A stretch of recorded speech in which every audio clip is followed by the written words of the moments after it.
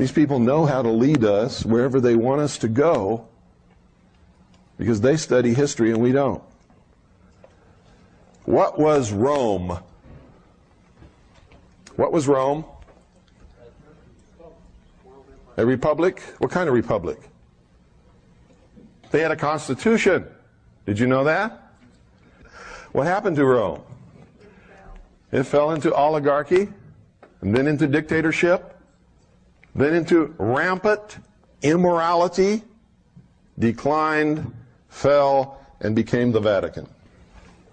The Roman Empire never fell. It changed its name. The emperor became the Pope. The old pantheon of Roman gods became the pantheon of saints, and they are identical.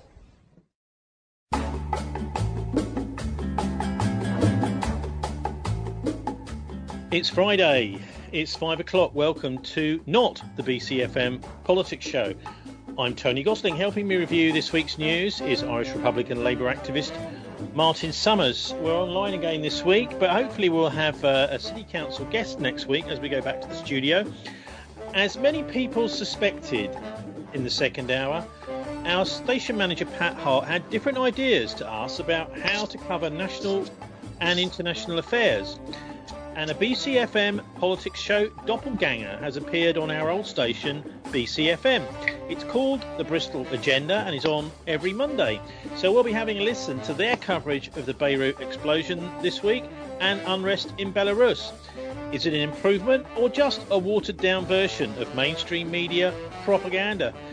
Also, Joe Biden accepts the US Democratic Party nomination at a virtual convention, which seems designed to stifle dissent and make it look like party members approve it all.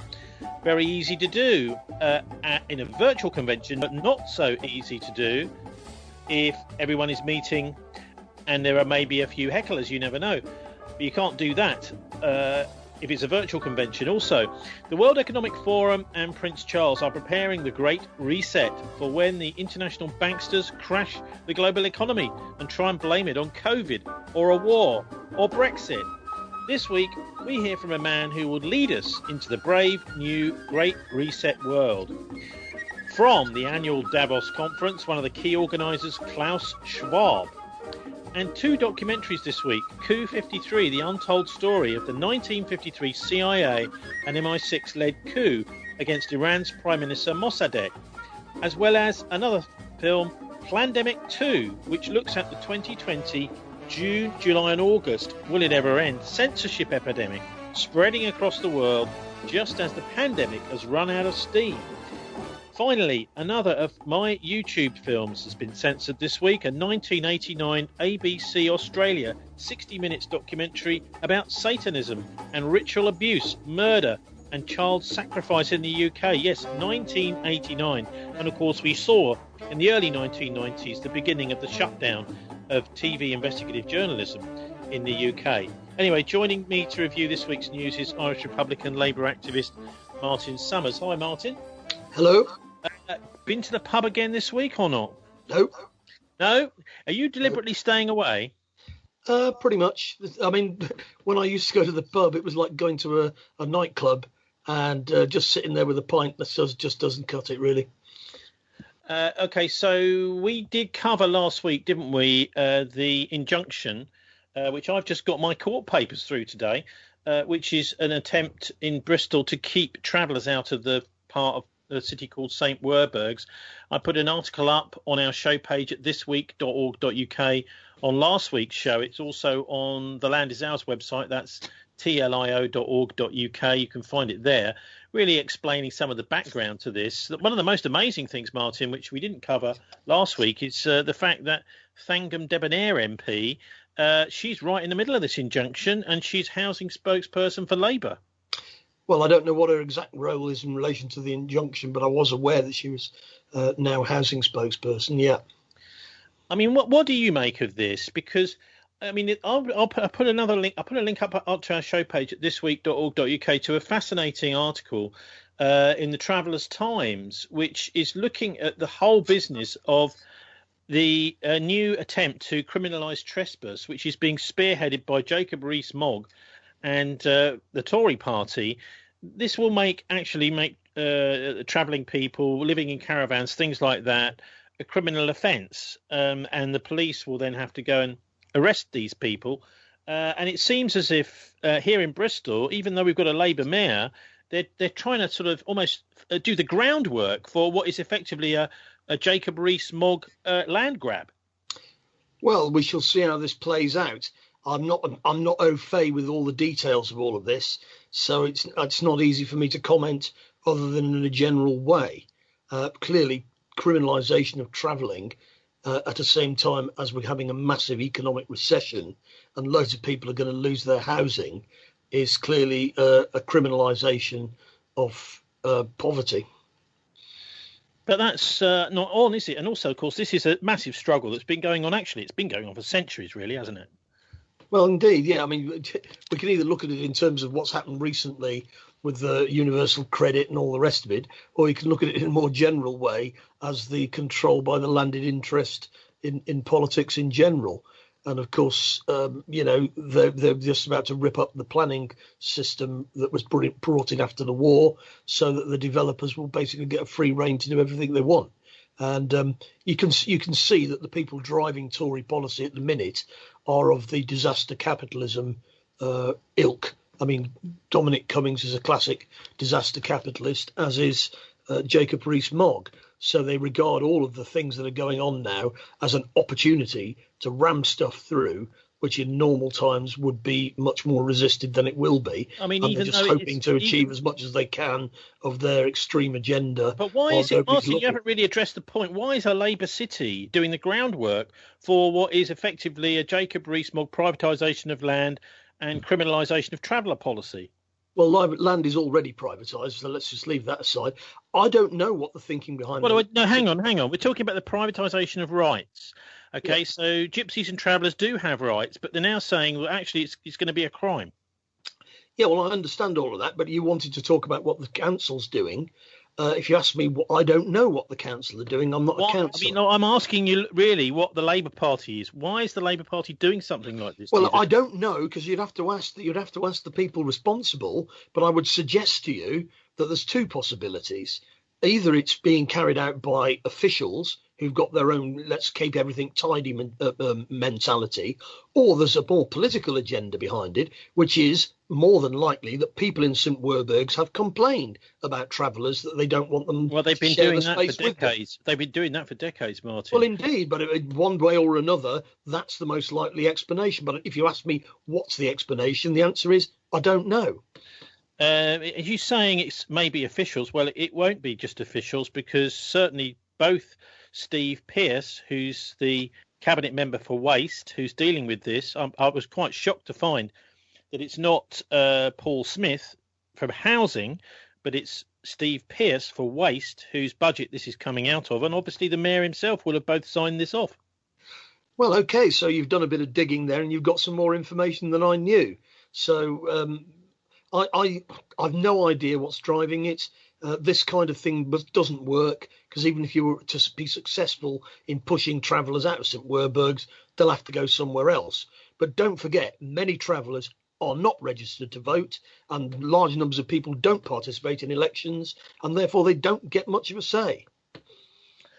So the article I'm pointing to, and I'll put a link up onto our show page, is on the Travellers' Times. It says the government is set to pass new hostile anti-traveller laws this autumn. It was on the 22nd of July this was published. Lawyers and campaigners are ready to act after the government recently announced new hostile anti-traveller laws, which could include criminalisation of trespass, were delivered this autumn. The laws are set to follow the government's consultation on unauthorised camps and sites last year, and the Tory party's annual 2019 election manifesto promised to criminalise trespass. Traveller law experts are already set to challenge any new laws in court, say lawyers. At the time the consultation was in progress, we made it clear, they say, why we felt the government's proposals were discriminatory and unlawful. Senior lawyer from Community Law Partnership told Travellers' Times. In the government bring these proposals in, and we're already instructed to take forward court challenges. Last week, Home Secretary Priti Patel told MPs new laws based on the 2019 government consultation on unauthorised traveller sites would be brought forward in the autumn. Earlier this month, Jacob Rees-Mogg, leader of the House of Commons, told MPs the government intended to deliver on its election promise to make trespass a criminal offence. So there are some people, Martin, who, this is this traveller injunction that Marvin Rees and Steve Pearce are trying to get. People we elect not to do this sort of thing, though, I would suggest, is some are calling Marvin Rees-Mogg. Well, I mean, you just made that quip. I've no idea what the thinking behind it is. There is a political tension between people who are homeowners in an area and people who are travellers who are basically consuming local services but not paying into them and all the rest of it. It could be that. It could be just a tidy-minded attitude. It could be anything. But it's you're right to draw attention to it. And ultimately, of course, people have got to decide what side they're on in most of these issues. Yeah, and the whole thing sort of seemed to kick off around about February with Conor Gogarty in the Bristol Post doing what I can only describe as an absolutely appalling article, which was taking photographs around traveller encampments along streets, most of which are unoccupied streets. So in other words, there's no houses on those streets, where travellers in vehicles and caravans are. Taking pictures of graffiti, also pictures of laughing gas canisters, those silver canisters you sometimes see in the street, pictures of excrement, basically blaming the travellers as a whole for excrement in the street, graffiti, vandalism, leaving rubbish lying around, and that sort of thing, which is there is nothing to necessarily pin that to these people, because as well as I do, if there's a traveller encampment and someone wants to dump something, they'll dump it there. It may not be these travellers doing this at all. Well, that would then fit in with the sort of what they had in New York, where, if you allow a window to be broken, this is the zero tolerance approach, which is a US approach from years ago. And therefore, if you've got travellers, it then encourages other people to come and dump stuff where the travellers are. It's an American thing, isn't it? This whole idea of criminal trespass. In fact, I know people in the States who have been arrested just for literally walking into a field. Yeah, and of course, in the United States, many people sleep in their cars and are forced to do so. And they've got huge tent cities, people living in the underground. We're going to be more Americanized as a result of our political and economic path. And that's what America looks like, with guns.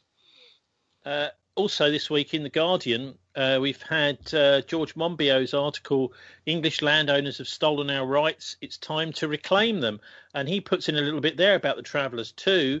Landed power, he says, is built on theft, slavery and colonial looting. It crushes our freedoms. A new campaign seeks to decolonise the countryside. So I'll put a link up to that on our show page at thisweek.org.uk as well. And he's talking really about a new campaign here, Martin. So the battle lines are being drawn, aren't there? I suppose the interesting thing about this is we're just about to pull out of the European Convention on Human Rights. Looks like Rees-Mogg is ready straight away to start smashing those rights, particularly for travellers here and gypsies, to pieces. Yeah, well, obviously the criminalisation of squatting some years ago by the government was an extreme. Well, it's not criminal. Just a minute. It's criminalisation of squatting in residential properties. Yes, I know, but that means that option is no longer open to people, and it was a safety valve through previous recessions in the country that people could squat and therefore save themselves rent. And many people who were squatting used to be in work, and therefore they needed to save themselves rent because they couldn't afford to live otherwise. And it's just basically an attack on the poor. And the poor and criminalisation of people's necessary response to not having adequate resources. The problem here, of course, is you touched on it a minute ago. Is you've got people being moved out to Werburghs. Where they're going to go from there? We had a couple of years ago, didn't we? The Greenbank Road and Greenbank Cemetery, where the mayor lives, they were moved out of there. And so, oh right, he does. Yes, he does. I remember he moved, didn't he? Anyway, so the point here being that the sites that are provided are way, way, way out of town. Most of these people are living and working in Bristol. I mean, okay, so a lot of them are itinerants that will be on the festival circuit, but obviously they want to make an income and they've got jobs in the city centre. The last place on the world they want to be put is over in Avonmouth, next to a sewage works, right next to a toxic incinerator, right next to a motorway. It's a horrific sight. And also, I haven't been down there for a few months, but last time I was down there, it's basically full to bursting. So they are not providing the sites for people to go. And yet they are one of the biggest landowning as a proportion of the area, local authorities in the country. Yes, and we've had some fairly articulate people talking about living in vehicles and lobbying to be allowed to do it and so on. But then you've got all sorts of other people who are just living in vehicles without much of a political agenda. And basically, ultimately, the political system serves those inside the system. So you have to have a registered address and a vote, and then the local councillor, whoever it is, may take notice of your opinion. But if you're not registered to vote, you're basically a target. But so anybody can complain and say, look, I pay my council tax. What are these people doing at the end of the road here? What are you going to do about it? Anyway, we'll do our best to get some of those people on as well. In the next few weeks to give their point of view. George, just to finish up, what George Monbiot says is I think fascinating, the way he teases this out to the wider, bigger picture. The freedom to walk, he says, is as fundamental a right as the freedom of speech. But in England, it's denied across 92% of our land. Though we give landowners £3 billion a year from our own pockets in the form of subsidies, we're banned from most of what we pay for. Well, that's right. And the other thing, of course, is welfare, isn't it? Yes, the quantitative easing, which keeps the economy going, raises land values. So all those who own property have their basic value of their property protected by the taxpayer, which, of course, is not free market economics. We threw that out of the window years ago. And all the same people who own these properties then claim about people who are scrounging, for example, who are claiming benefits while living in trucks. I mean, at the same time, their house prices have been underpinned by the taxes those people are paying when they go to work. It's not fair, is it? Extraordinary. So we're heading towards a situation, maybe by the beginning of next year, where it could be a crime for you to stop alongside or on the road. I mean, literally a crime. Say, for example, if your vehicle breaks down and you feel like you're going to have to stay overnight in it, in a sleeping bag or whatever, you're going to be arrested. Anyway, so more on that in future weeks, no doubt. But we've also, Martin, this week had a St Paul's residents being concerned about a 5G mast installed. People living nearby claim they weren't properly consulted about the plans. Now, I've just been looking at this. We hear a lot of denial that 5G can be dangerous. But actually, there are studies around that say it is dangerous. What do you think? Do you think there's a whole hoo-ha about nothing 5G? Well, in various parts of the country, I believe that local authorities have refused to allow 5G on the grounds that they don't know whether it's dangerous or not, and not enough research has been done. But I imagine in Bristol, you've got a fairly substantial lobby that are behind this idea of the smart city and the idea that everything is going to be, upgraded electronically, and it's going to make Bristol a happening place. Well, one of the most important parts of that lobby, one of the most important parts of that lobby is this woman called Freya Lockwood, who I've several times tried to contact. She initially agreed to do an interview, and then she backtracked. And she is in charge of something called Bristol Smart Cities, paid, at least in part, I think she's part of a partnership, maybe paid by Business West or somebody or some government department to roll this out. But she's not prepared to really defend, certainly on this programme, what she's doing. And she is somebody who's come hot foot from Kinetic, which is the privatised military research arm of the Ministry of Defence. Yes, and there's quite a lot of evidence to link 5G with military matters, which is, of course, the justification for the government banning Huawei from operating in Britain, because it's got military implications and all the rest of it. I can't claim to understand every aspect of everything to do with it, but as usual, the powers that be and the vested interests proceed crab-like to their goals, while most ordinary people are unaware of what's going on. Okay, a biggie this week, though, Martin, is it was just halfway through the bulletin this morning, sneaked in just about one line that the national debt has now crept over £2 trillion. And not only that, it's also surpassing 100% of the country's GDP for the first time in over 50 years. Now, maybe we could start with the second part of this. What does that mean if the national debt surpasses the country's GDP? What's going on there? Well, I mean, it's a significant milestone, but nevertheless, it doesn't make that much difference whether it surpasses the GDP by a bit or not by very much. The real question you have to ask yourself is, what's the overall situation? Well, it does, doesn't it? Surely, Martin, it does. It makes a big difference if your debt is more than your money you're making every year. Yes, but it could be at some point it may get to the point where it's worth 3 years of GDP, and many countries are in debt to the point where it's worth 3 years. Well, that means that the debt is actually dominating the economy, not the actual economy itself. Well, that's the thing that's happening all over the world, because we've had the 2008 crash. That what should have happened, according to the free market textbook, is that Jacob Rees-Mogg should have been bankrupted. His Somerset Capital Asset Management should just have been allowed to go to the wall, and he should have been sent to collect his P45. But he wasn't, and nor was anybody else. And of course, that's what's happened. We've been bailing these people out, and when we hit this latest speed bump, they've been bailed out again. And in fact, there's no solution to this. They're going to have to keep printing money until it crashes. And then there will be a massive social struggle over the physical infrastructure of every society. Can't we do some sort of jubilee where we just shrug the debt off, forgive it completely? Well, that's what should have happened. If we'd had the right political forces in power in 2008, that's exactly what we would have done. Well, hang on, because what we did is we bailed them out, and we tried to take control of them, but we didn't actually. No, we didn't even try to take control of them. Well, what happened was they were bailed. They should have been nationalised. Now, if you've nationalised the entire banking system, Somerset Capital Asset Management, for example, might have some assets which you could then take into the public sector and take them off Jacob Rees-Mogg because he's bankrupt. You could have done all of that if you'd had a political leadership in the West that understood the problems and had been preparing to deal the blow to the private financial sector, which was inevitable if you know anything about economics. But basically, they're ignoramuses. They bought into the lie that the financial markets had solved all the problems of capitalism, and all we had to do is let them get on with it.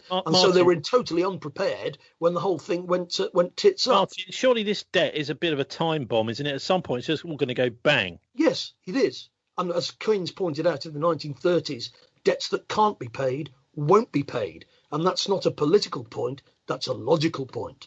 And basically what we've done now, they've blown a massive bubble, because the stock market, even as the US economy collapses through the floor with 1 million people a week claiming unemployment benefits, new people a week claiming unemployment benefits, the stock market is heading for the stratosphere because of all the money that's been printed.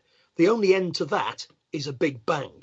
And I don't just mean a big bang in the financial markets.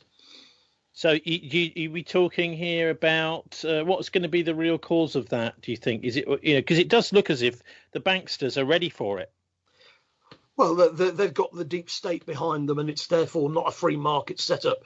But what could happen is you could get a run on some currency somewhere, or the collapse of some major player in the market, and that will cause the crash. There's so many different ways. I mean, the main way I can tell you, the main way is just about the main way, Martin, is always been through overnight money, and this is the money which the repo financial institutions use to pay off their debts as it approaches midnight. So if they've borrowed money overnight, they may need to borrow a little bit more over the space of 24 hours.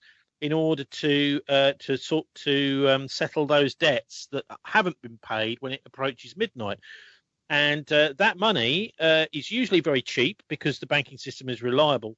But it can do, as what happened back in September last year, as we've discussed a few times, is that money started to become more and more expensive. Even to borrow for a day, it's becoming expensive to do. And so that is exactly what happened in 1929 in the in the great stock market crash. It's the same thing happened in 2008. That's right. So isn't it? This is the thing I think we need to be watching every night on the news. They should be telling us how expensive this money is to borrow, because that's what they've been great indication of how healthy the system is, and whether the banks themselves have confidence that other banks will be able to pay them back the next day. Well, that's one of the things that's particularly pernicious about this, is we don't know who's being bailed out. And the argument is, if we tell you who's being bailed out, then you'll know who hasn't got any money, and there will be a run on that bank. So in other words, you've got to give us loads of taxpayer money to bail the system out, but we can't possibly tell you who's got it. And it's all been actually in the US farmed out to BlackRock, which is a private equity organization, and they're deciding who gets what. And guess what? They've got an awful lot of it. Because they're the biggest players in the market. Now, this is insane, really. It doesn't fit any kind of textbook action at all. But of course, we were told basically that there was a one-off systemic failure in 2008. Won't happen again. Give us all the money, and we'll just sort it all out. Well, I mean, you're very good at complaining about absolutely predictably. You're very good at complaining about the way things are. But what would you do? Well, as I said to you before, if you had the right political leadership in 2008, you'd have nationalised. No, now, not back in 2008. Well, you can do the same thing now. But what we've got in the United States is Trump, and what we've got over here is Boris, and neither of them believe in nationalising anything, let alone the banking system.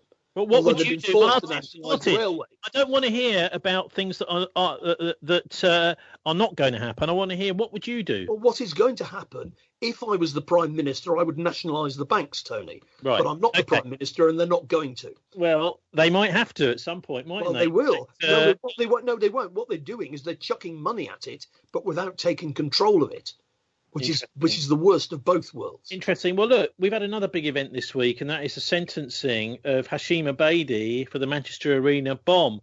Let's have a listen now to Daniel Sanford on the BBC yesterday, talking about the sentence for that bomb attack.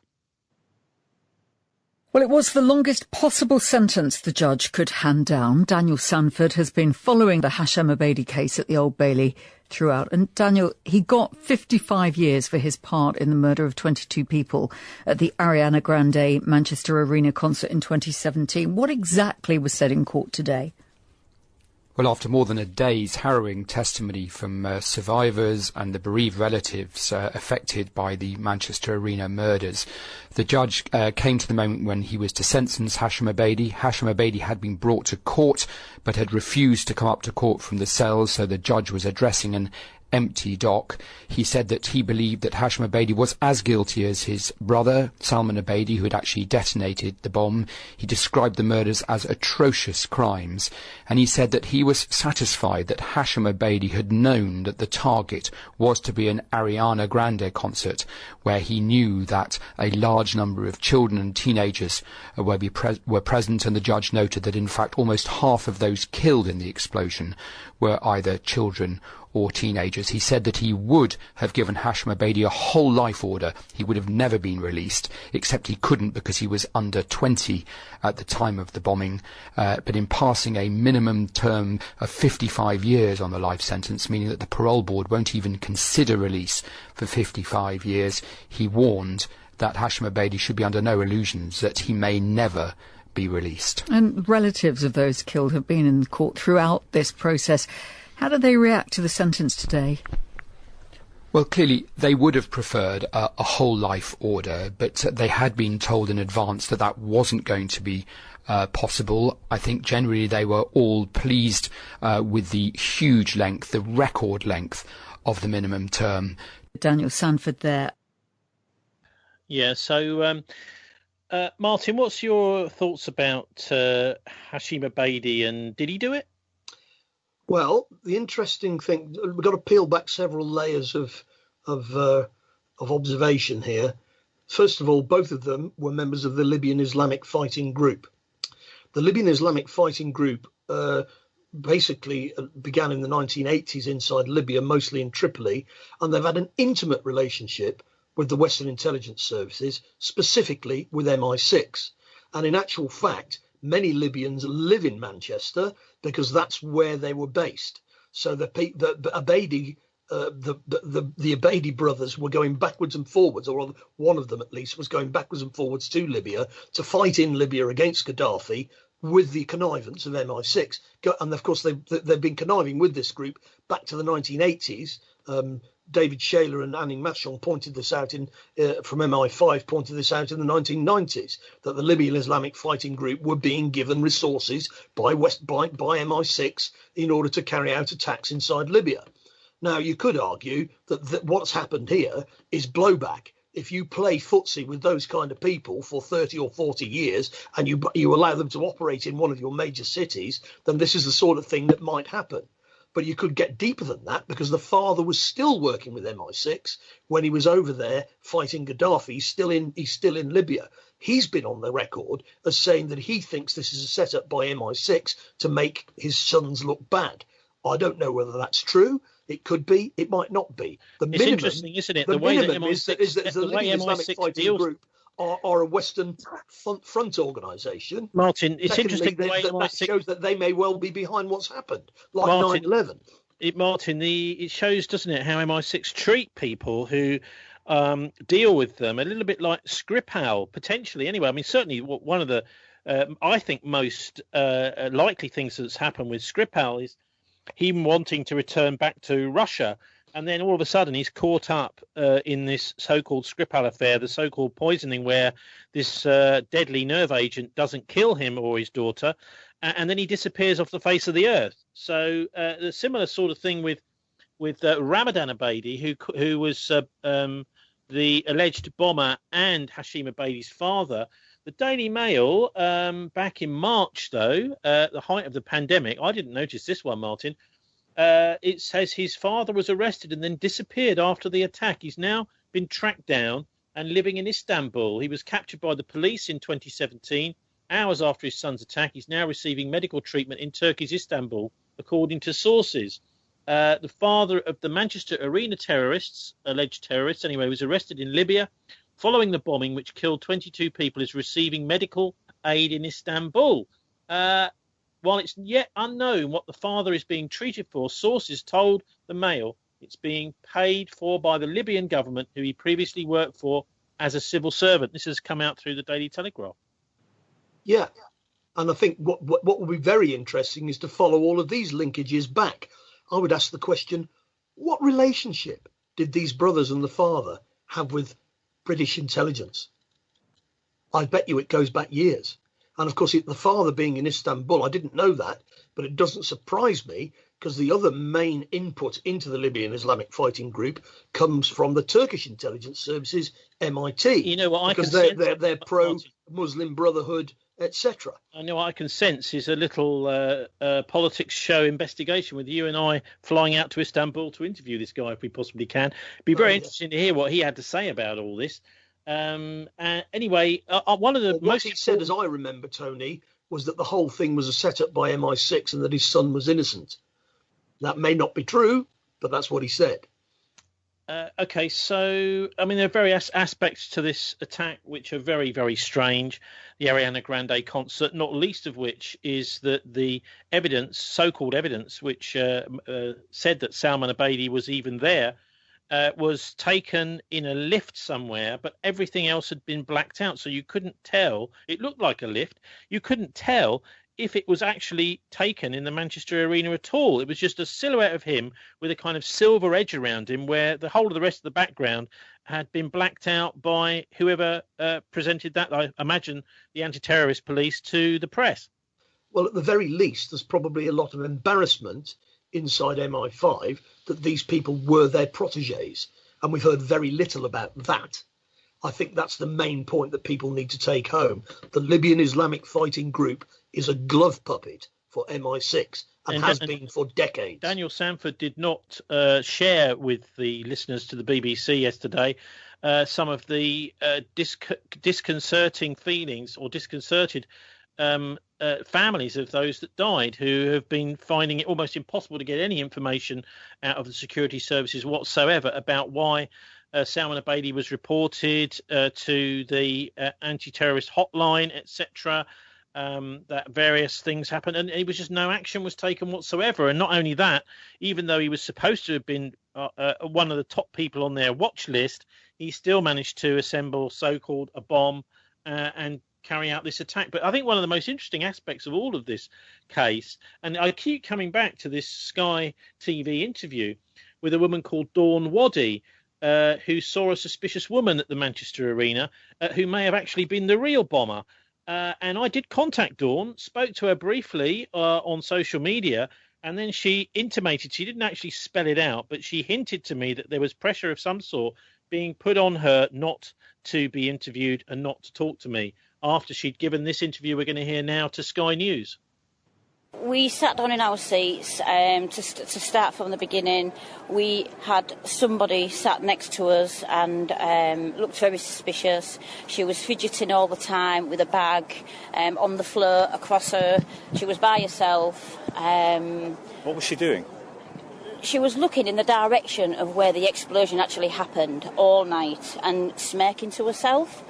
Now, I got suspicious myself, and my friend said to me, who was actually sat next to her, directly next to her, had said, I don't like this. She was fidgeting with her bag and the zips and on and off, hands in the pockets, and it puts you on edge. What did you do about it? I told security, who then informed a higher security. They were up and down the stairs where she was sat discreetly watching her. I knew what they were doing. Nothing was actually done about it. And then later on, as the concert was going and Arianda actually came on the stage, she was getting more and more agitated. The bag was then on the floor, and I actually sat next to her, and I said, and I actually nudged her arm intentionally so I could actually speak to her. And I said, oh, sorry about that. Oh, are you by yourself? And she said, yes, and she spoke to me, but I didn't understand her. So we don't know, simply don't know whether this lady had anything to do with it. But you were worried enough to talk to security. Yes, they listened to you, although you say that they didn't really do anything. I don't think security did listen to me. Then what happened? Because then my daughter got very upset about things, Holly, and she went to security, and they basically told her, how would you like it if someone accused you of this? We'll look into it. And nothing was done about it. And then, of course, the concert went on. This lady was more agitated. 1 to 2 minutes before the concert finished, this lady disappeared. And then, of course, the explosion went off in the other end of the stadium. And what can you remember of that? What did you see? It was just a huge boom. I never saw no smoke, no flashes or anything. They were trying to blame the balloons, because there were some large helium balloons, but the boom was too big. It was too big. It couldn't have been a speaker because the music had finished. Arianda, she'd gone off the stage. So then everyone started screaming and just charged to the nearest exit. Up the stairs, it was a stampede. It was just absolutely horrendous. People were pushing me. We was just running, and unfortunately our hotel is just 5 minutes away, so we ran and got into the hotel. But it was just absolutely horrendous, and the security was awful. I'm sorry to say that the security did nothing about it, and there should have been more security. And we walked through the doors when we had our tickets, and they scanned your tickets, and we wasn't even checked. They never checked bags at all. I never saw them check anybody's bags. Well, that's Dawn Waddy speaking back in 2017 to Sky News, Martin. Then looks like sort of scared off from being interviewed by me. I mean, I just wanted to follow that up and see how she got treated, but she was afraid to then speak afterwards for whatever reason. I suppose, the real big take home from this is what other motive might there have been rather than some Libyan terrorists doing this? What other things might be going on? Because we do know, don't we, from things like the Birmingham 6, the Guildford 4, that it's quite feasible for the British police, particularly when it's kind of regional or national squads, to fit people up. Well, it's hard to. I mean, it's speculation, but the links between the Libyan Islamic Fighting Group and MI6 go back decades. And of course, what they were doing inside Libya was pretty much this kind of thing. Well, yeah, we've been through this. But what might be another? I'm going to move on from that, Tony. Okay. Because in actual fact, we know that Western intelligence services, including MI6, have been major supporters of Islamist terrorism since the 1980s. We've been supplying weaponry and training to the same kind of people inside Syria. Now, and of course, the main story about 9/11 is that Al-Qaeda was set up by the Western intelligence services to fight the Russians in Afghanistan. But oh dearie me, they went rogue and they attacked us instead. So why might Western intelligence services want to carry out an attack like this? Surely that's impossible. No, it's not impossible. 9/11 was carried out by the Western intelligence services, wasn't it? And that was 3,500 people dead, not 27. Yeah. So, of course, there's an ongoing use of terrorism, strategy of tension, so that now MI5, MI6 can say, oh, dear, look what happened in Manchester. We need more resources to deal with this kind of thing. And, of course, what that means is they carry on producing these kind of events and then saying we need more power to deal with it. And people say, oh, it can't be the case that Western intelligence services would do that. And of course, for those people, you just point out that they have been working with the Libyan Islamic fighting group for years. They knew exactly who they were. Well, I mean, it does occur to me that a lot of this sort of really malicious type of, it's basically like a kind of psychological self-harming going on for political advantage began around, well, I mean, it's happened many, many times, but the latest big wave of this began around 1995 when Benjamin Netanyahu wanted to win.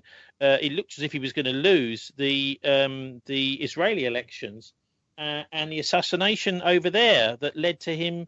And then there were attacks by what certainly looked like Zionist terrorists on buses, and which were blamed on Palestinians. And so that may be where all this sort of thing started. Well, the Israelis may well have a hand in this because they had a very strong relationship with these groups as well.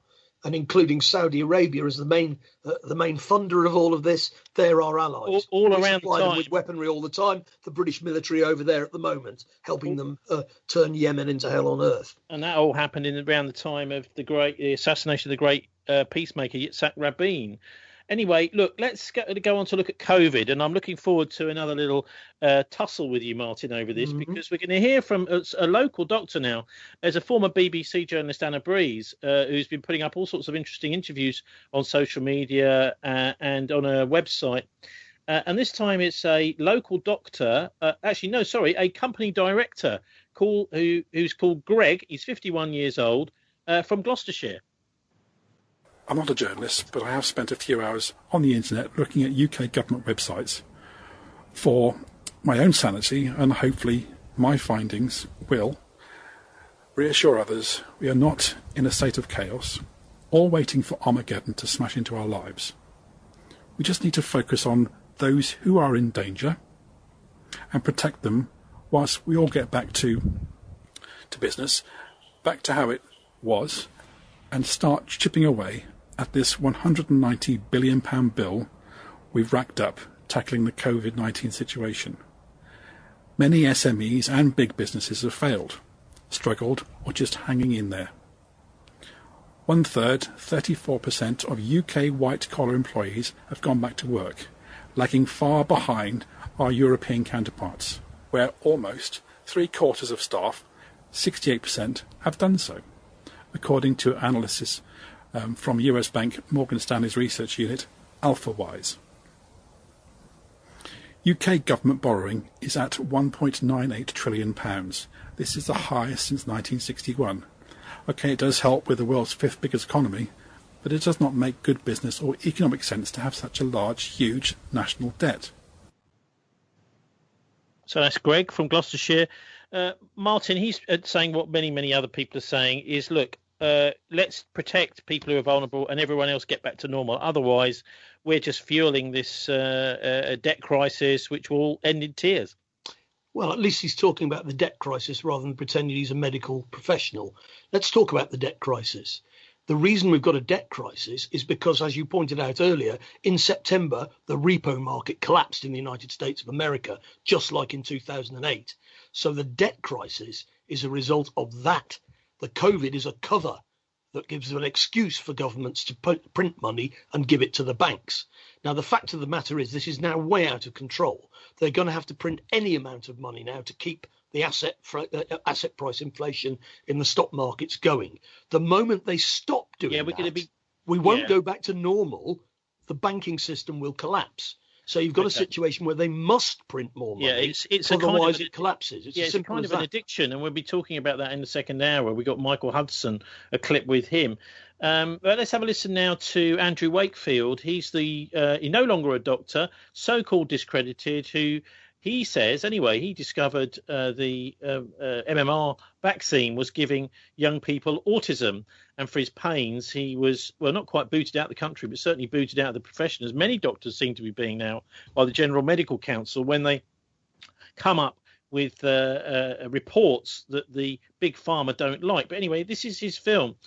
He was speaking here on the Richie Allen show last week about vaccines and his new film, 1986, The Act. But before we hear from that, Martin, this is the key thing that Andrew Wakefield's made this film about. 1986, The Act is his film, and this is the act in the United States which made governments responsible for any injuries that vaccines made by private companies cause. Well, that's basically socialisation of losses and privatisation of profits, isn't it? Okay, so let's have a listen to Andrew Wakefield now. What are we talking about when we talk about RNA or DNA vaccines, and why are they different to vaccines that have gone before? And then, of course, further to that, why is that so important? So what are these RNA vaccines?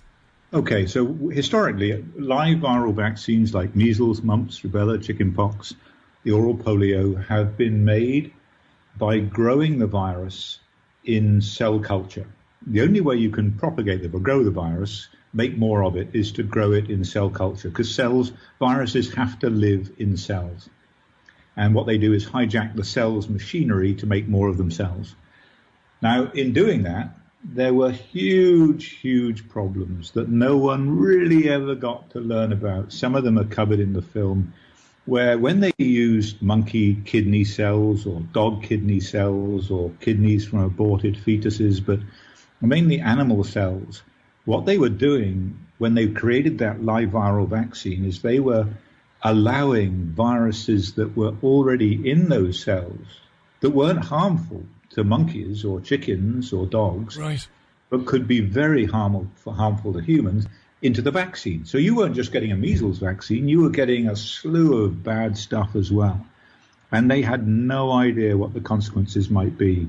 So with the oral polio vaccine and with the intravenous polio, the intramuscular polio vaccine, you were getting a monkey virus that caused cancer. And that was given to millions of people. Now, that's a real problem. So they had to get away from that. They haven't said this explicitly, but this is the subtext. They realized that in making new viral vaccines, they had to get away from this disastrous thing and just hope that it would brush over and the people who were going to die would die and it would all disappear into nothingness. So what they did is they said, okay, let's turn the person themselves into the factory for the virus. Let's give them the genetic material of the virus in a modified form so that that then produces, the gene produces the protein, and it's the protein to which you mount the immune response. This is all terribly complicated, but basically it's using the human being as the source of producing the viral protein. Now that is potentially devastating. Let's say you give this RNA virus vaccine to a whole bunch of people, and it gets into their cells and it turns on protein production of the virus. It turns on the viral protein production. And you start mounting an immune response to it. But let's just say 5, 10, 15% of the population develop an autoimmune response because that viral protein looks like something in their own bodies. Right. You can't switch that off. There's no way of switching that off. So if you cause an adverse reaction that doesn't start for 6 months, a year, 5 years after the vaccine's been given, but it creates a devastating autoimmune disease, there's nothing you can do about it Oh, yes, there is. Sorry, there's one thing you can do about it. The pharmaceutical companies that make the drugs that treat the autoimmune disease can make a lot more money. There you go. You're going back to the same gang that effectively gave you the vaccine that caused this problem inside you. You've brilliantly described it in a way that I think I understand it. That's amazing. In 15%, and that might be conservative, of people, their own body might have an autoimmune response to this invasive RNA vaccine and cause them catastrophic health problems. Do you imagine that anybody working in the laboratories of these big pharmaceutical companies, are they talking about this? Are they worried about it? Or are they not worried about it because of what you get into in the film? And folks, you've got to go to 1986theact.com, the brand new film. Dr. Andy Wakefield on the programme talking about it. Do you think anybody at these companies is saying, hang on, this might be catastrophic? Yes, they are. There's no doubt that they're talking about it. They're fully aware of vaccine-induced autoimmune disease. The problem is not, by all means, produce a vaccine. By all means, if people want a vaccine, produce it and they can have it. Yeah. They must volunteer for it, and they must do so with fully informed consent. But the trouble is, if you limit the safety studies to a few weeks or a month, and that problem doesn't start until 3 months, wow, you're never going to pick it up. That's one of the problems. So the safety studies need to be designed properly. But they are fully aware of it, Richie, and that is why they demand protection from liability. And it's that protection from liability which Andrew Wakefield's film 1986, The Act, is all about. Martin, this really is one of the biggest scams we've ever seen, isn't it? The idea that you make the government responsible for deaths and injuries due to your product, and then you start ramping it up to $1 trillion industry. Yeah, well, it's the case for these things to be run in the public sector under accountable conditions is, to my mind, overwhelming. And as you look at the healthcare system in a country like Cuba, it's not based on making money for anybody. And the same, if we're going to have a national health service here, the biggest expense of the national health service is buying drugs and vaccines from the pharmaceutical companies. The logical thing to do is make those pharmaceutical companies, just like the banks, into the public sector. And ultimately, you could have an economy which was maybe 80% public sector with a residual private sector for stuff that doesn't matter that much, consumer fripperies. But of course, we're not going in that direction because we live in a capitalist system which is driven by private profit. Well, yes, but it's also driven by, well, we'll be hearing more about that in the second hour. I won't go there right now. Look, I tracked down a dentist this week who lives and works here in the Southwest. He is going to be breaking his cover, going public in a few days' time, maybe a week or 10 days' time. But he has had to resign from his dental practice because he totally disagrees with the way that his dental practice is dealing with the COVID-19. And the main problem, as we'll hear now, has been that they have instructed him that he's not allowed to discuss the pandemic with any of his patients. Now, what he's saying, and I think he's quite right to say this, is that destroys the relationship of trust with his patients, and therefore he's been unable to carry on as a dentist. So let's have a listen to Dr. Anonymous, the Southwest dentist now. I work in the southwest of England. I'm a dentist, been a dentist for a few decades. We've been dealing with viruses since I can remember. As a profession, we've dealt with AIDS, hepatitis, and all manner of viruses.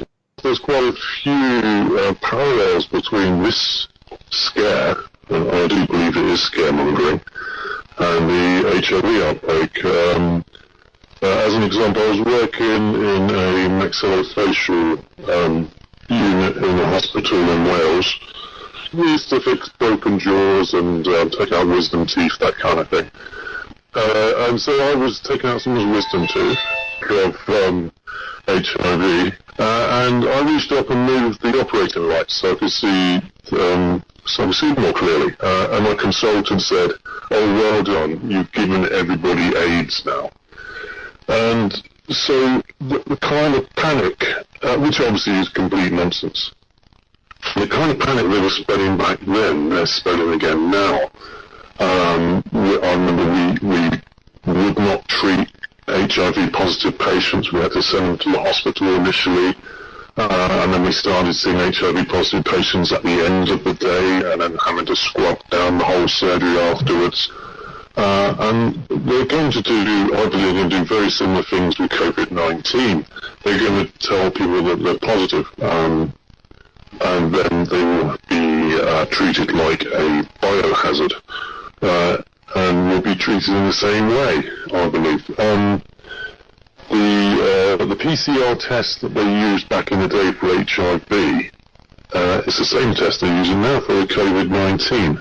It's not diagnostic. It can pick up some things, but not all things. I have a very good friend who worked with a lot of HIV patients as a nurse, and he told me that back in the day when HIV was first out, they would choose whether they were going to resuscitate a patient, not on the status of their HIV, but on the status of whether they were straight or gay. So they had a straight man in with pneumonia and HIV positive, and they had a gay man in with pneumonia and HIV positive. The gay man would be put down as not for resuscitation. And I think this kind of thing that we are probably going to be facing very soon here, as you can see from what is going on in New Zealand and Australia, with the police state basically dominating the headlines, if you will have a look around the internet. Was there a moment for you when you decided, well, actually, this is gone beyond what I think is reasonable, the measures the government are taking? Yeah, I think it was Lord Sumption I heard on the radio or saw in a newspaper. I can't remember exactly which, but the Supreme Court Judge Lord Sumption, retired now, who said this is what a police state looks like. And at that point I thought, oh my God, he's so right. We're locked away in our houses, hiding behind our sofas, clinging onto our hands for dear life, and wondering what's coming next. And every single one of our rights is being eroded one by one. There's no right to get together to pray, for example, at churches, or to even talk with family, or to discuss the legalities of this entire lockdown, or indeed no opportunity for scientists and doctors and dentists to get together. How's it actually affected you, in your profession? Basic things like income, day-to-day work? Yeah, I mean, we had to close, obviously, like all dentists in this country. I want to point out that around the world, dentists were deemed to be important to health, and they carry on working. But in the UK, we were told that your mouth is not important. Well, that's clearly a lie. I mean, there's undeniable links between gum disease and diabetes, gum disease and breast cancer, gum disease and Alzheimer's, gum disease and heart disease, etc., etc., etc. The list goes on and on. So the health of your mouth is vital to the rest of your body.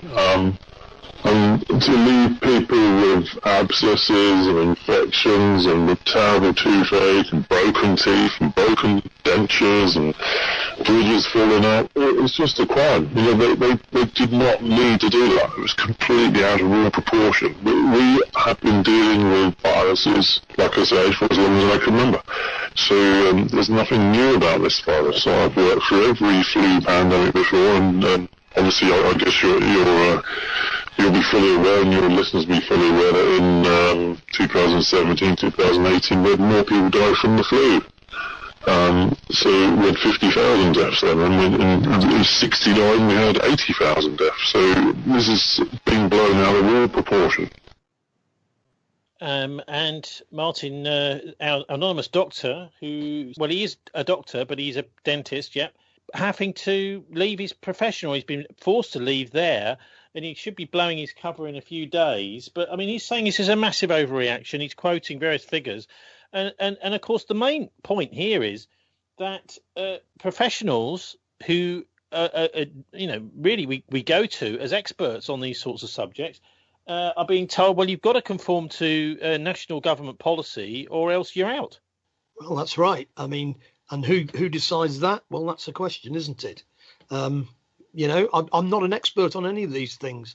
I'm not disputing he may be absolutely right about it all. He may not. The question is, what's the political power structure? How are these decisions made? What's the basis of those decisions? Well, I mean, whatever it is, it doesn't matter in a way. If it's eroding the trust between a doctor and his patient, this is a major infringement of our civil liberties. Yeah, but you point out that many people have lost their jobs in the US, 1 million a week.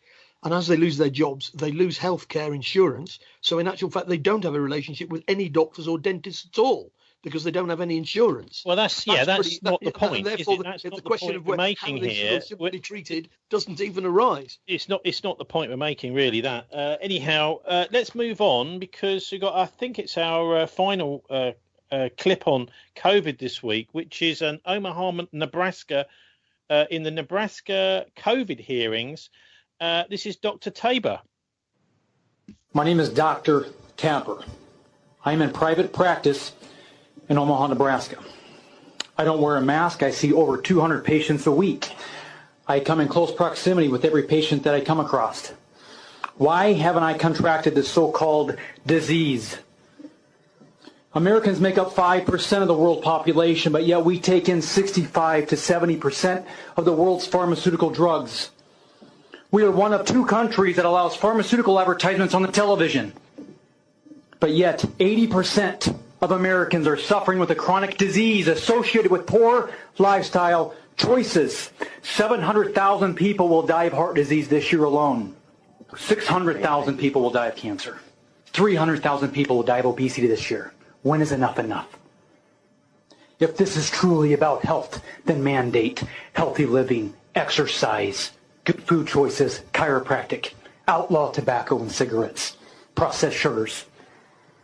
I believe it was Thomas Jefferson who stated, if people let the government decide what foods they eat and what medicines they take, their bodies will soon be in a sorry state as those souls who live under tyranny. You see, God made your body self-healing, self-regulating. If you give the body what it needs, it can be healthy. It is like the wilted plant that sits under the sun. An allopathic model to that is to shield the sun, to protect that plant against the sun, cut off its leaves, medicate or vaccinate that plant. But an epigenetic approach, a wellness approach, is to give that plant water, and it can be well. You see, your body is no different. We must eat well, move well, think well, and we can be well. In other words, your level of health is the genetic expression of your lifestyle choices. And I know full well that your body's ability to heal itself, to overcome disease and circumstances like corona, is far greater than anyone has ever permitted you to believe. Benjamin Rush, a signer of the Declaration of Independence, stated, unless we put medical freedom into the Constitution, a time will come when medicine will organize into an undercover dictatorship to restrict the art of healing to one class of men and deny equal privileges to others. That time is now. These masks have absolutely nothing to do with health, but everything to do with the complying with a false flag, tyrannical agenda. If we sacrifice our precious freedoms for temporary security, we will lose both. If you can't comprehend that statement, if you are blind to this agenda, then I am sorry. You have the eyesight of an eagle, but the vision of a clam. Well, that's Dr. Tabor speaking at the state hearings on COVID-19 in Nebraska. Pretty fiery stuff, Martin, but I suppose his main point is about the pharmaceutical industry. If this was really about health, they would be mandating, he says, a healthy lifestyle. Well, I mean, the argument in favour of a healthy lifestyle as opposed to banging people full of drugs is a no-brainer.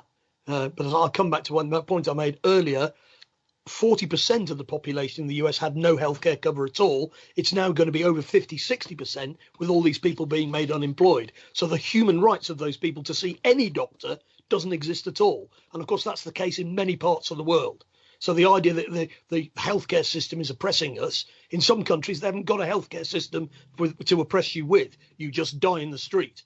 And that's the norm in the United States of America.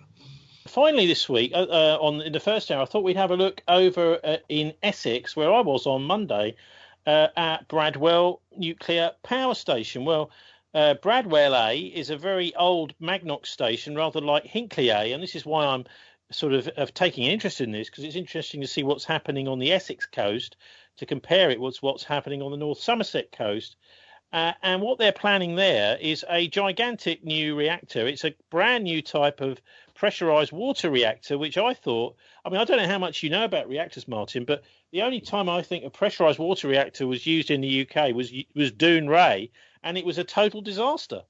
Well, as you know, I'm not a great fan of nuclear power for economic reasons. It basically doesn't pay its way, and it never has.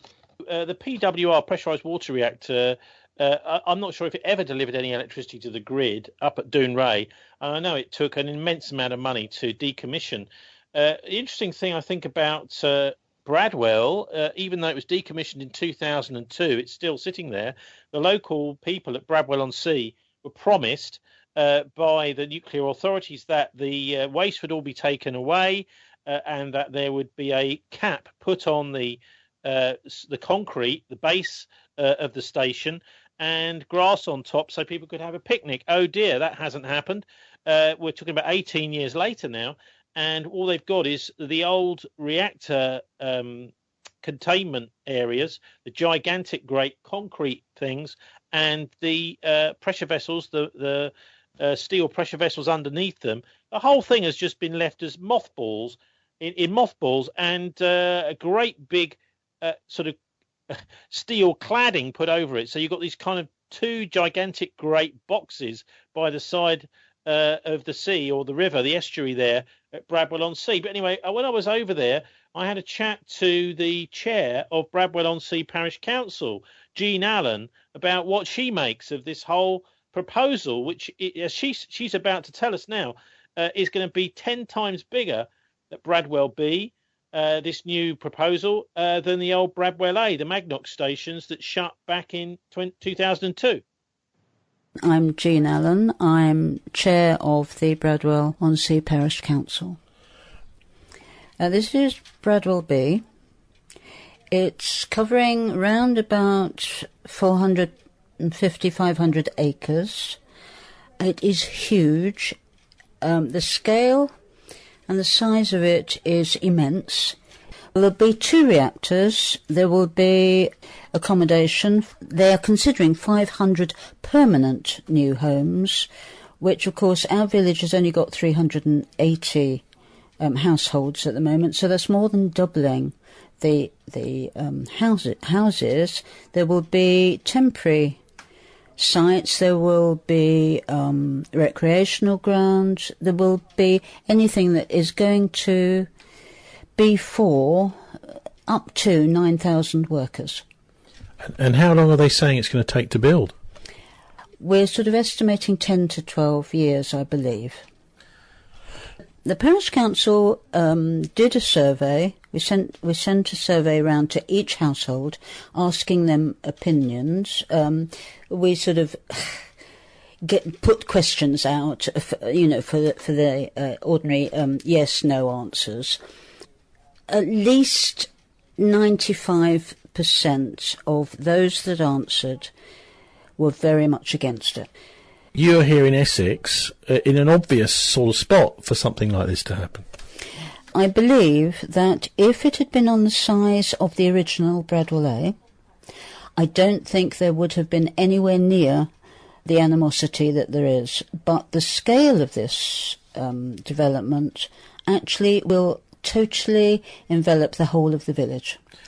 Huge park and ride areas, more roads, huge amount of, I think it's one HGV lorry every 70 seconds or something ridiculous.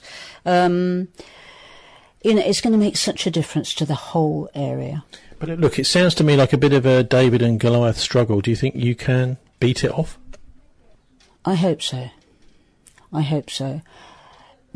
The whole point is that the government have got to realise, I think, that the cost is just ridiculous. There is so much more from renewable energy. There's so much more we could do without this dreadful industrialisation. Do you think that there'll be a lot of local people will get jobs? No, most definitely not. It'll all be labour that is bought in. There might be the odd one or two, but what they call local jobs are 90 minutes away. That's the criteria. You can be local if you live 90 minutes away. That takes you to Cambridgeshire, past Ipswich. That's not local. That's not a village job. What would you say to people who would accuse you, say, of NIMBYism and Ludditism? Because this is a piece of technology it's got to go somewhere. Has it? Has it got to go somewhere? On a personal note, I don't believe that. I think there are far, far better things, far, far better ways of producing energy that we do not need. We've got a wind farm in the village itself. Since it was built, it's sort of settled in. People don't really notice it now. Really and truly, if we sort of stuck with solar power, wind power, it would be better for us. We wouldn't have this is going to cause such an industrial wasteland, if you like, that I don't know. It will destroy our village. Yeah, so that is Chairman of the Parish Council at Bradwell-on-Sea, which I visited earlier this week, Martin, Jean Allen. Just to say, it was actually a fast breeder reactor, Doonray, not a pressurised water reactor, and quite a lot of the pressurised water PWRs are around today. But the latest, I suppose, on this is that, or one of the most important aspects of this whole business is, guess what? The 12-week consultation period for local people started just before the pandemic started. So they've got a consultation where people are supposed to come and visit them. Of course, many elderly retired people who simply can't leave their homes, and they've been instructed to stay indoors. So there hasn't really been any proper consultation at all. Well, and the government are about to rip up the existing planning regulations to build, and build back better, as the Prime Minister says. And, they were pretty weak anyway. As we know, developers and those who want to build stuff have basically got carte blanche in any case. But whatever limited mechanisms by which they could be controlled are about to be ripped up. And so the whole framework for town and country planning put in place by the Labour government in the 1940s is for the knacker's yard. And one of the things that the locals told me down there is that you've got basically cancer clusters already around Bradwell A, and yet the entire industry is totally in denial about this, even though people like Dr. Chris Busby have proved it beyond any shadow of a doubt, that these leukemia clusters, these cancer clusters are there. The industry says, no, nothing to see here. Well, yeah, I mean, there's obviously issues about safety with nuclear power. There's other issues about whether it's actually viable. I mean, she mentioned their wind power and solar power. And of course, the real answer to energy problems is energy efficiency. If we made the regulations for things like building houses and making cars and all the other things that we use energy efficient, we wouldn't need to create new sources of energy. We should actually be trying to produce more stuff with less energy, rather than trying to solve the problem by creating more energy and more stuff. But there you go. That's another point they made to me. Another point they made to me down there was that they've got one of the biggest, the biggest offshore wind farm in Europe is within sight of this this new so-called projected power station. And the idea is that these wind farms have to be switched off. In other words, the blades feather so that the blades aren't going around, because sometimes you've got, particularly on sunny days, you've got very little electricity being used, and the nuclear power station has to be on a kind of low-level tick-over. They can't switch it off, so instead they switch off the solar and the wind farms. Well, one of the things about pressurised water reactors, I remember reading about this years ago, is in the big 1976 drought, the French have got lots of pressurised water reactors. And guess what? The drought reduced the water table. So guess what? They had to switch him off. It's just a great big kettle to boil water. That's all it is, but using nuclear power. But of course, the water is used to cool the reactor. And if you've got no water during a drought, you've got the same problem as anybody else trying to do. Yeah, well, the clue is in the name, Bradwell-on-Sea. That isn't the case there. But I mean, I think this is definitely one to watch. The other thing, Martin, what about the politics of this? It's all being fueled with Chinese money. Well, yes, and it all has to be subsidised. Both China and France, who are the main suppliers of nuclear power, subsidise it to the hilt. Now, if you've made more than half of your energy dependent on nuclear power, as the French have done, it's not really economic. But you can make it economic by selling it on. As long as other people buy your nuclear power and the electricity you've produced by it, then you can somehow get the losses back that you've made by investing. But what about the politics of it? I mean, this is all being constructed by China General Nuclear Power Group, and obviously we've got a trade war going on right now. Well, in other words, do you know what might happen? The whole thing may collapse. And it may collapse because then energy demand collapses because there's a collapse in the world economy and so on. Lots of things which are dependent upon current conditions and quantitative easing, and everybody presuming that you can get endless growth out of without any consequences. They're just potentially going to run up against a brick wall, aren't they? Well, thanks, Martin Summers. Join us in a minute, please, as we take our weekly look around the world. In my car so I can virtue signal in my neighborhood, and I wear my face mask when I walk.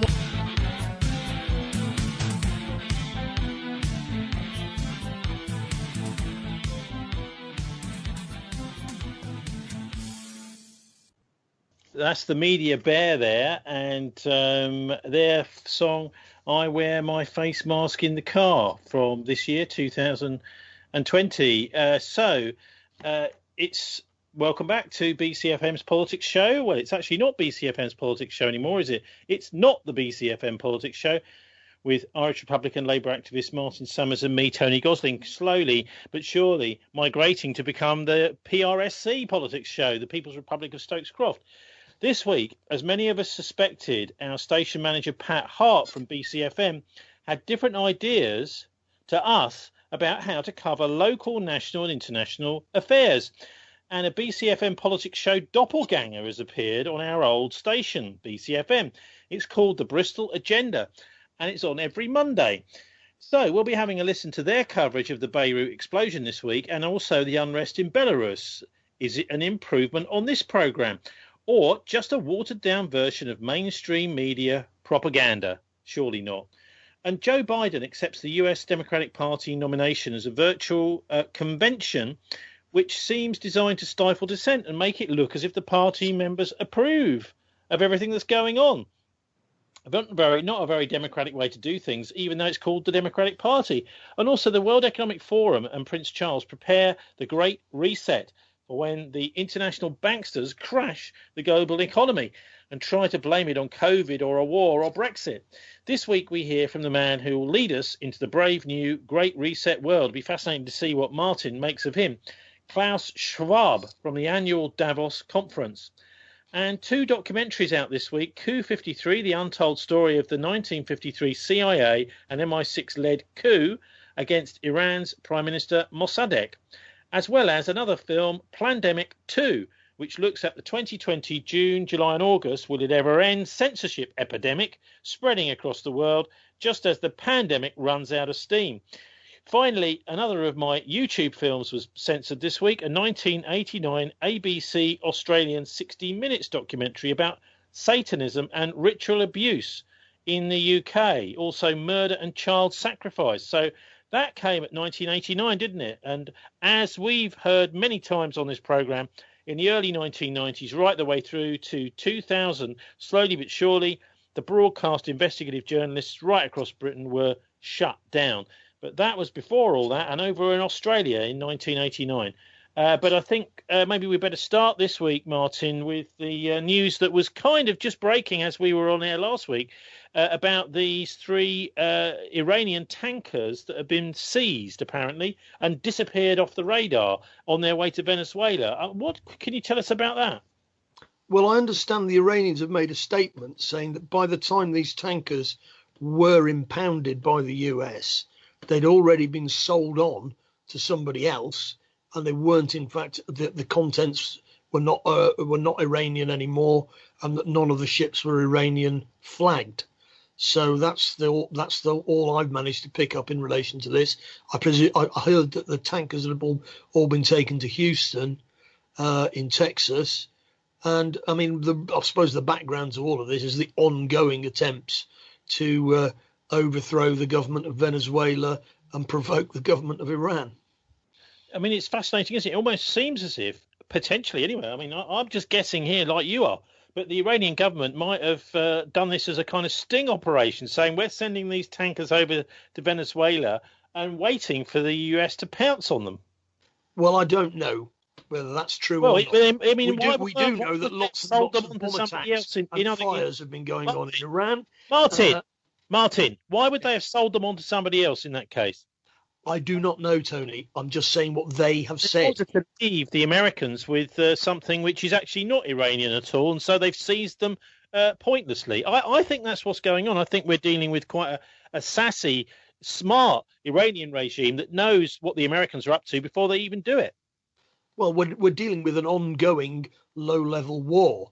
So, for example, there have been various attacks inside Iran on various facilities, which we hardly hear about, but the Israelis are virtually boasting that they're behind all of that. In Iraq, there have been various mortar attacks on US positions, which are not designed to kill, but just in time to remind them that it's time for them to go home. So we're bowling towards a potential war here.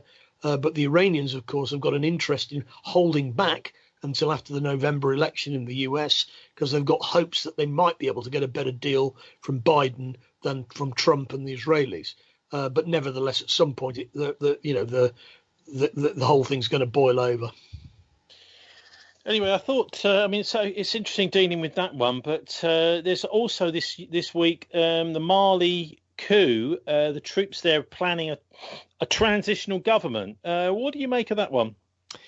Well, I must admit I haven't looked closely into what's going on in Mali, but as AFRICOM and the French have been sticking their finger into affairs in that part of the world for a very long time. It's very much like it's Syria, isn't it? The old French colonialists have come back, because that was a French colony too. It was, and I believe they've got both French and American forces deployed on the ground there, no doubt with British liaison officers tagging along. And, you've got a so-called Islamist insurgency, which allows this to happen. And, of course, as we were talking earlier, a lot of Islamist insurgencies are actually run by the West. And then they say, oh, look, there's an Islamist insurgency. You need our help. We need, we need protection. Exactly. This is pretty cynical stuff, isn't it? I mean, really, it's just a resurgence of the old colonial powers. France says its military operation Barkhane will continue in Mali, according to Reuters. This week, France will pursue its military operations in Mali against Islamic fighters, despite the ousting of the country's president by a coup. The French Armed Forces Minister said on Thursday the Barkhane operation, asked for by the Mali population and authorised by the UN Security Council, continues, Florence Parly said on Twitter. And this is an anti-Islamic operation, Martin. Exactly kind of the sort of thing that seems to be the trigger to bring about Western and UN intervention in a country. Well, if you think about the overthrow of the Gaddafi regime in Libya, what that led to was massive destabilisation of countries to the south of Libya. Mali would be included in that, and then provides an excuse for further interventions to deal with the mess caused by the first intervention. And of course, the cynical analysis of that is Islamist terrorists of a Salafi orientation are deeply, fundamentally implicated in relationships with Western military intelligence. Have been since the 1980s, an operation, the operation that they ran at that time.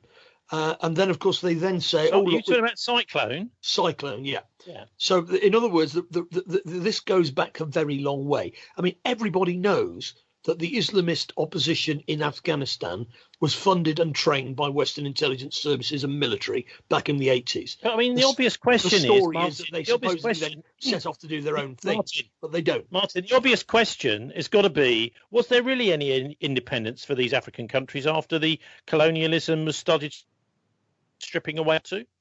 No. I mean, as Kwame Nkrumah, the leader of Ghana, pointed out years ago, he coined the phrase neo-colonialism. Right, we seem to have lost Martin there. Hello. Anyway, hello. We've got another article here looking at another subject. So let's see if we can get Martin. Are you coming? Yeah. Hello, Martin. Hello. Sorry, we just lost you there. What you said was no. Can you just carry on from that point? Well, the neo-colonialism has been basically countries like Mali are in debt to the international banking system. They've got no real freedom of maneuver. On paper, supposedly an independent country.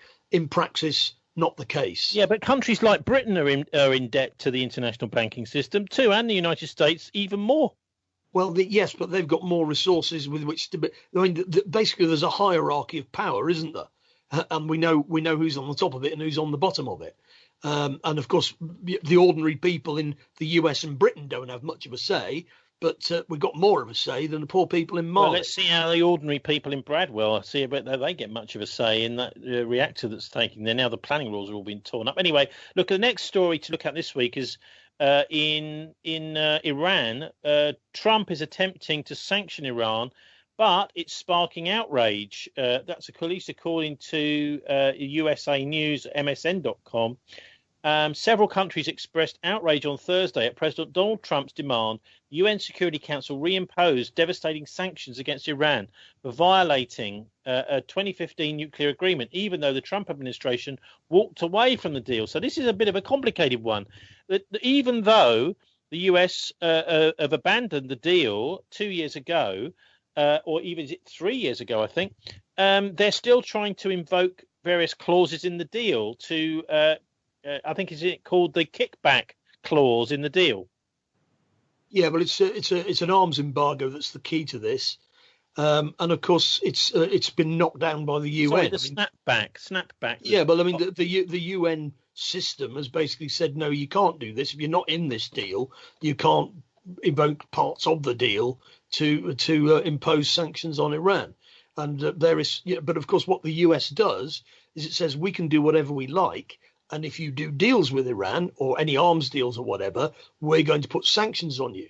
But of course, the Russians and the Chinese are quite prepared to do arms deals with Iran if necessary.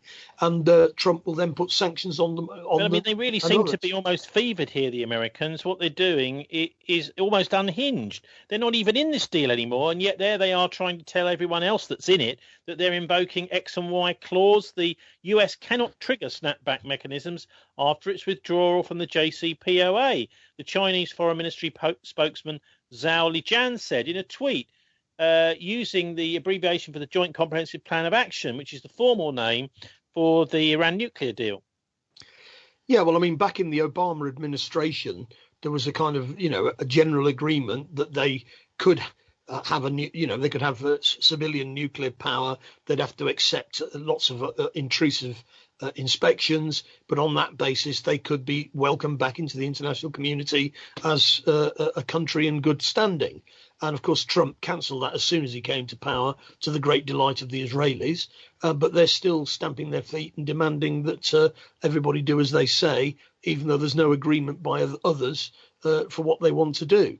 But what they're doing is they're using US law as if it was international law. They won't accept international law. They're not part of the law of the sea. They're not part of the International Criminal Court. They basically don't get involved in anything where they think that they're going to be told what to do. But they then insist that everybody else has to fulfill a US law. So Peter Singer is a vulture capitalist, and he's able to use a New York court to force Argentina to pay 100% of its dubious debts, even though they've already agreed with the debtors that they're not going to do that. So we've got basically the US. I mean, they used to say about the USSR that the frightening thing about the USSR, it was a country that didn't have any borders, that it could actually become the Union of Soviet Socialist Republics, could become the whole world. and that was the real danger of the Soviet Union. But of course, the US insists that its laws, which are are basically under the thumb of the special interests inside the US, are superior to international law. That is their position. And of course, lots of small countries may disagree with that, but they can make life very difficult for them. If they do, they're sanctioning everybody who's involved in the Nord Stream 2 pipeline, for example. The German government aren't happy about it, but that's what they're trying to do. They're chucking the other big development this week is the deal between Israel and the United Arab Emirates, which may come as a surprise to some, but not to this show. We were only a couple of weeks ago, we heard from the Bulgarian investigative journalist Dilyana Gatacheva that the UAE was involved in the supply of arms, mostly Eastern European arms, paid for by the United States, to Al-Qaeda and al-Nusra and ISIS in the Syrian so-called civil war, which is quite obvious. The Gulf states, plus the Israelis and the Americans and NATO countries, were all funding proxy armies to try and overthrow President Assad in Syria as part of a regime change exercise. So what do you make of this deal now out in the public and in the open between UAE and Israel, Martin? Well, I think what's really going to happen is that the Saudis are going to follow suit and recognise Israel. And of course, this is being presented to the know-nothing US public as there are moderate Arabs who want to make peace with Israel, and then there are the naughty Palestinians who just won't accept that they can't have what they want. But of course, who voted for the leaders in the UAE? Who voted for the leaders in Saudi Arabia? Both countries are basically creations of British intelligence at the end of the First World War. And of course, they are the home of funding for Salafi terrorism around the world. And after 9/11, you'd have thought we might have invaded them, but we didn't. We invaded Afghanistan. Well, look, another spin-off of all of this is that, and it may have been one of the things that induced the UAE to sign this deal. If you look at these I try and kind of almost look at the sort of logic bit, what might be behind it as things happen at the same time. Why did they do this? Well, Trump apparently is now saying, well, we're going to sell the F-35 to UAE, although the Israelis don't want him to. So this is this new so-called amazing jet fighter bomber, which is nothing of the sort, really. It's all extremely problematic and extremely expensive, and it won't really be able to deal. It doesn't look like with the Russians in the air. It looks great on paper, the F-35. But anyway, the UAE wants it, Martin, and the Israelis don't want them to have it, and it looks like they're going to get it. Well, I'm not quite sure how that's going to be squared off. What the Israelis agreed was that they wouldn't annex the West Bank yet. Netanyahu has already told his domestic audience that we will annex the West Bank, but in order to get this recognition from the UAE, we've agreed with the Americans not to do it yet. But as far as I'm concerned, we are going to do it eventually. And it's what Trump is trying to finesse a situation where he can say that he's done something in international affairs before the election in November, where he's achieved something, and one of his aides even suggested that this deal should allow him to be nominated for the Nobel Peace Prize, would you believe? But it's basically a deal amongst thieves to carry on stealing. Well, in the background of all of this, we've got the embattled Israeli Prime Minister Benjamin Netanyahu. So thousands this week, again on the Sabbath day, returned to the streets in Israel, urging him to resign. Protesters clashed with police outside the residence of the embattled Prime Minister, who's facing corruption allegations.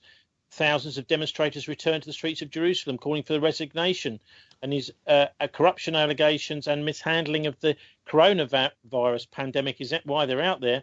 Images from news agencies and social media showed demonstrators being dragged by police as anti-Netanyahu protests continue for the 8th week in a row. Some of the protesters attempted to march towards the residence but were prevented by police. Haaretz estimated around 50,000 Israelis protested across the country on Saturday. These demonstrations are enormous, Martin. I've seen nothing apart from maybe 2 months ago, a little blip on the news here about it. But we're talking about tens of thousands of Israelis coming out on the streets saying, we've had enough of this guy Netanyahu, get rid of him. So there's a lot of pressure on the man at the moment. Yeah, and of course it's dangerous because he may do something silly in order to divert from this pressure. And, he may already have done some very dangerous things. You mean like Beirut port by per Well, chance? that's what I was hinting. Yes. Well, anyway, so that's all for the international coverage for a minute. But I thought what we'd do is we would, and that's my little segue into it, we would have a listen to the new program which has popped up on BCfm to replace us, obviously at the great wisdom of our managing editor and station manager and chief executive of the BCfm charity, Patrick Hart, who's also very close to the Bristol Mayor, Marvin Rees. Actually, their friendship goes back many years. Anyway, so we'll be looking now at that new program that's come out. It's called the Bristol Agenda, and so we'll have a listen now to their take on the Beirut attack that we've just been talking about. How did they deal with it? And then, Martin, maybe you can comment on what you make of their analysis. The Bristol Agenda on BCfm. Good afternoon, Bristol. Thank you for tuning in to the Bristol Agenda, a news and current affairs show where we let Bristol set the agenda. Today in the studio with me is our man Tim Hinson, looking very sun-kissed, back from holiday. Afternoon. How you doing? Got my vitamin D coursing through my veins. Where have you been, Tim? You look very fresh and healthy. I went on an exotic trip to Abu Dhabi in mid-Wales. Oh, lovely. Lots of swimming, sunbathing? A lot of swimming, a lot of sunbathing. Very nice. And sadly, we are still missing Sustanda today. Hopefully she'll be back soon. But instead, we have Luke Barber, Bristolian, fellow journalist, and my old schoolmate. How you doing, Luke? Hello, I'm well, thank you. How are you? I am very well. Thank you for joining us here. Take it away, Priyanka, please. Okay, so for our next topic, we want to talk about Beirut, where sadly there was a bomb blast earlier this month, which killed up to 135 people with thousands injured. It's a pretty devastating blast, especially seeing as news reports are coming out now saying that it definitely could have been avoided. So the blast was caused by an explosion of, 2,750 tons of ammonium nitrate that was stored in Beirut's port. Apparently security officials had warned the Prime Minister and the President months before, saying that it could pose a security risk and destroy the capital. That's according to Reuters and other news sources. So I think the fact that they didn't act, and that a lot of people are blaming this explosion on government negligence, which already, as seen by the protests that were happening in Beirut a while back, is something that is a strong feeling in the city. I actually used to live in Beirut for a few years ago. It's a small, very vibrant city, I think one which is still reeling from the effects of a civil war that raged on for years. Is still very much trying to rebuild, and I think there was always this interesting sense in Lebanon of, living for today in case you die tomorrow. And I think when things like this happen, it shows you that this isn't just a cliche, but like a lived reality, sadly. So, yes, Luke, next steps for the story. Well, it sort of coincides with the sort of rather unfortunate a verdict in the UN-backed tribunal into the assassination of the former leader Rafik al-Hariri, who was killed in a massive bomb blast over 15 years ago now in Beirut. So a verdict is expected. In that case, 4 members of the Iran-backed Shiite group Hezbollah have been on trial in absentia over the killing of Saudi-backed Hariri and Lebanon's main Sunni Muslim leader. Hezbollah does deny any role in the killing, which set the stage for years of confrontation, culminating in a brief civil war, I believe, in 2008. But, this verdict is really coming at a time when new divisions are emerging over demands for an international inquiry and political accountability for the port blast. So it's sort of a bit of a political mélange of all sorts of major things. So Martin, what do you make of that? And a little bit of analysis of the bomb. Although they called it a bomb, they then went on to say it was actually an explosion of the ammonium nitrate in the warehouse. And also they're discussing in quite a bit of depth there the assassination of Hariri. Yeah, well, of course, we've got the verdict from the International Tribunal, and Hezbollah are exonerated, although some member of Hezbollah, one member, was blamed. But of course, at the time, Nasrallah gave a press conference where he showed that an Israeli drone had been in the area where Rafik Hariri was the day he died. And that they were able to show that because they'd actually hacked into the drone, and they showed the drones for 2 hours, the drone flying over the area where this happened. Inside Lebanon itself, there's definitely different views about who did it. In actual fact, if as Hezbollah believe, Rafik Hariri, the pro-Saudi father of the current Rafik Hariri, was murdered by the Israelis, then, of course, what it led to was a brief civil war, as the gentleman said, which then led to the Syrians being booted out of Lebanon. So it makes it very unlikely that the Syrians and Hezbollah would have done it, because it led immediately to a negative political outcome for them. Now, people would say, well, they wouldn't be. This is all very complicated. But as you say, they're using Reuters there. They're basically coming out with a general pro-Western point of view about what's going on there. There's no real analysis, is there? Well, no, what we're getting is a kind of cut and pasting of the Newswire services and what they're saying, whereas that, I'm afraid, our analysis, which is a little bit deeper than that, and also what we're doing is that we are showing the great big fat holes in these stories. They're not doing that at all now. Now, I imagine that it would be interesting now, I think, to listen to. Oh yeah, what about the 2008 civil war they were talking about there, Martin? Well, the killing of Rafik Hariri led to a situation where Syria was forced to withdraw from Lebanon, which of course which means that they probably had no motive for killing Hariri.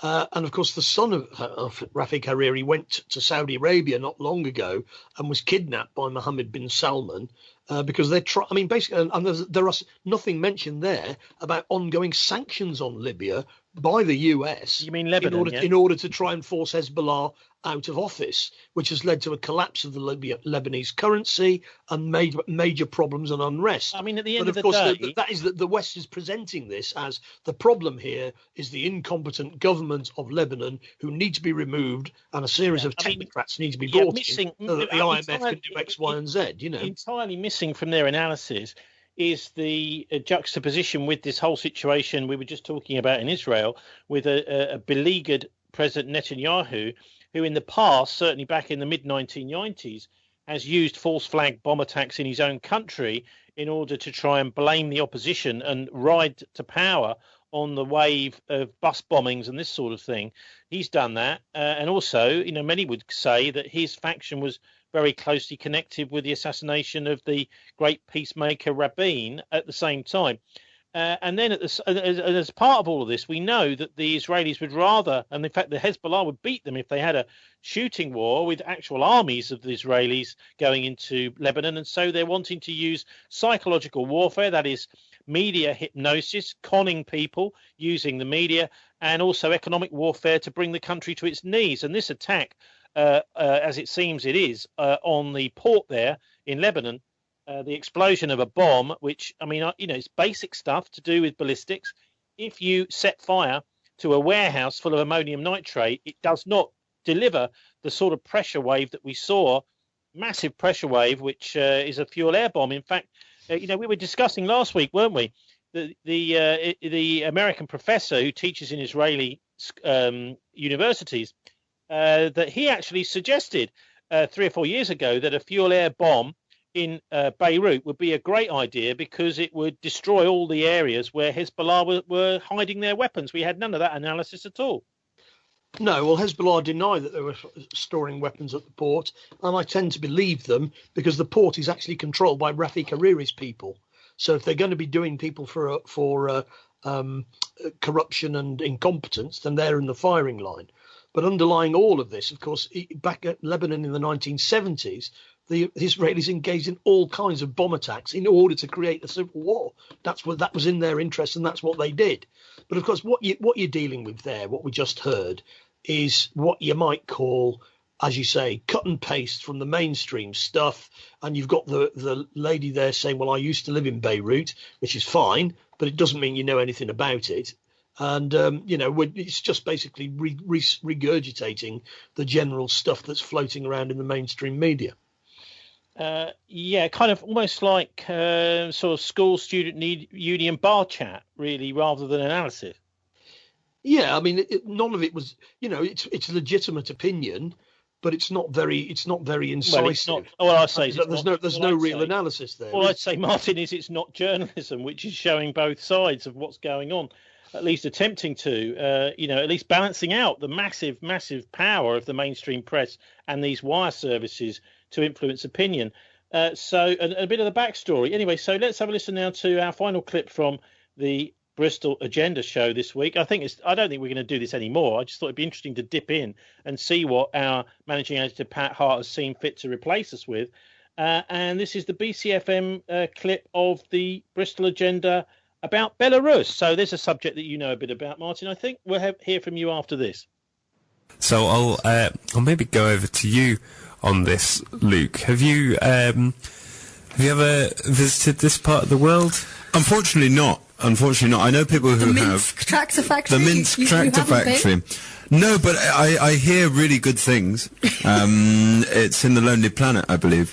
No, I mean, I haven't been to Belarus. I know people who have say it's an interesting place. Very much one that is felt like a sort of extension of Russia in many ways, sort of in the way that some parts of Ukraine, many people felt Russian. A lot of Belarusians, particularly Mr. Lukashenko himself, are particularly Russian aligned. Well, yeah, so it was previously part of the USSR, and as I say, it has strong sort of trading links and everything with Russia at the moment. I think there's always a danger when we sort of cover stories like this that we can sort of focus too much on the sort of international context here, because I was reading up on this, so trying to sort of get an angle on it and work out who the good guys are, who the bad guys, and you can immediately sort of skip over to, oh, it's Putin's man, or this is the EU have this interest there. And I mean, as far as I can tell, this does seem to be a pretty sort of straightforward sort of dispute about the sort of mechanics of running, basic democratic legitimacy. So the opposition candidate, Svetlana Chinkuaye, has, before she ran for president, it was actually her husband that was running, but he has been sort of detained and forced out of the country, and now the sort of all the sort of different opposition parties, so right from the sort of Christian Democrat side of things, so quite conservative party, through to the sort of Social Democratic Party and the sort of socialist parties, have all sort of backed her. So yeah, it's interesting to consider that sort of authoritarian context. So as a world-renowned, we could almost say that, since you're on Russia Today, Eastern European expert, Martin, what do you make of that? Well, they obviously don't know very much about Belarus, is sort of the obvious thing to say. I mean, the woman that claims she won the election is called Tikhanovskaya. He didn't obviously manage to do enough research to get the name right. And of course, it's again a rehashing of the mainstream analysis of what's going on there. Most of the Western media refuse to understand that Lukashenko, whatever you may think of him, has won 5 elections. This is the 6th one that he's won. You could say, well, that can't be right. That's ridiculous. But on the other hand, to do that, you have to have some political support. They mentioned there the factories, the Minsk Tractor Factory. You've got 5 big factories in the urban areas in Belarus, all of which are still state-owned. And one of the reasons why Lukashenko has been so successful politically, over many years is that when the Soviet Union collapsed in the early 90s, Belarus got independence handed it to on a plate. They decided that they didn't want to be part of the Soviet Union anymore, unlike some other countries like Ukraine. And so they became independent. And what Lukashenko did, he used to run a collective farm. So he was a collective farm boss. And they didn't decollectivize the farms, and they didn't privatize the factories. And as we speak today, they've got nearly full employment in Belarus, which is very different from the situation in Ukraine or in the Baltic states or even in Poland, which are the pro-Western countries surrounding it. And there was talk of this week of strikes within the tractor factory. Some people went on strike, but lots of others didn't. The way that was presented in the Western media was the others are too scared to go on strike. But it may well be the case that the people who work in these factories voted for Lukashenko because he's going to keep the factories in the state control, and he's not going to sack everybody. If Tikhanovskaya and her backers come to power, which is not clear because she may have got more than 10% of the vote, but I don't think she won. Nobody serious thinks she won the election. But if they came to power, the first thing they would do is say to Western companies, come and buy these factories and sack everybody.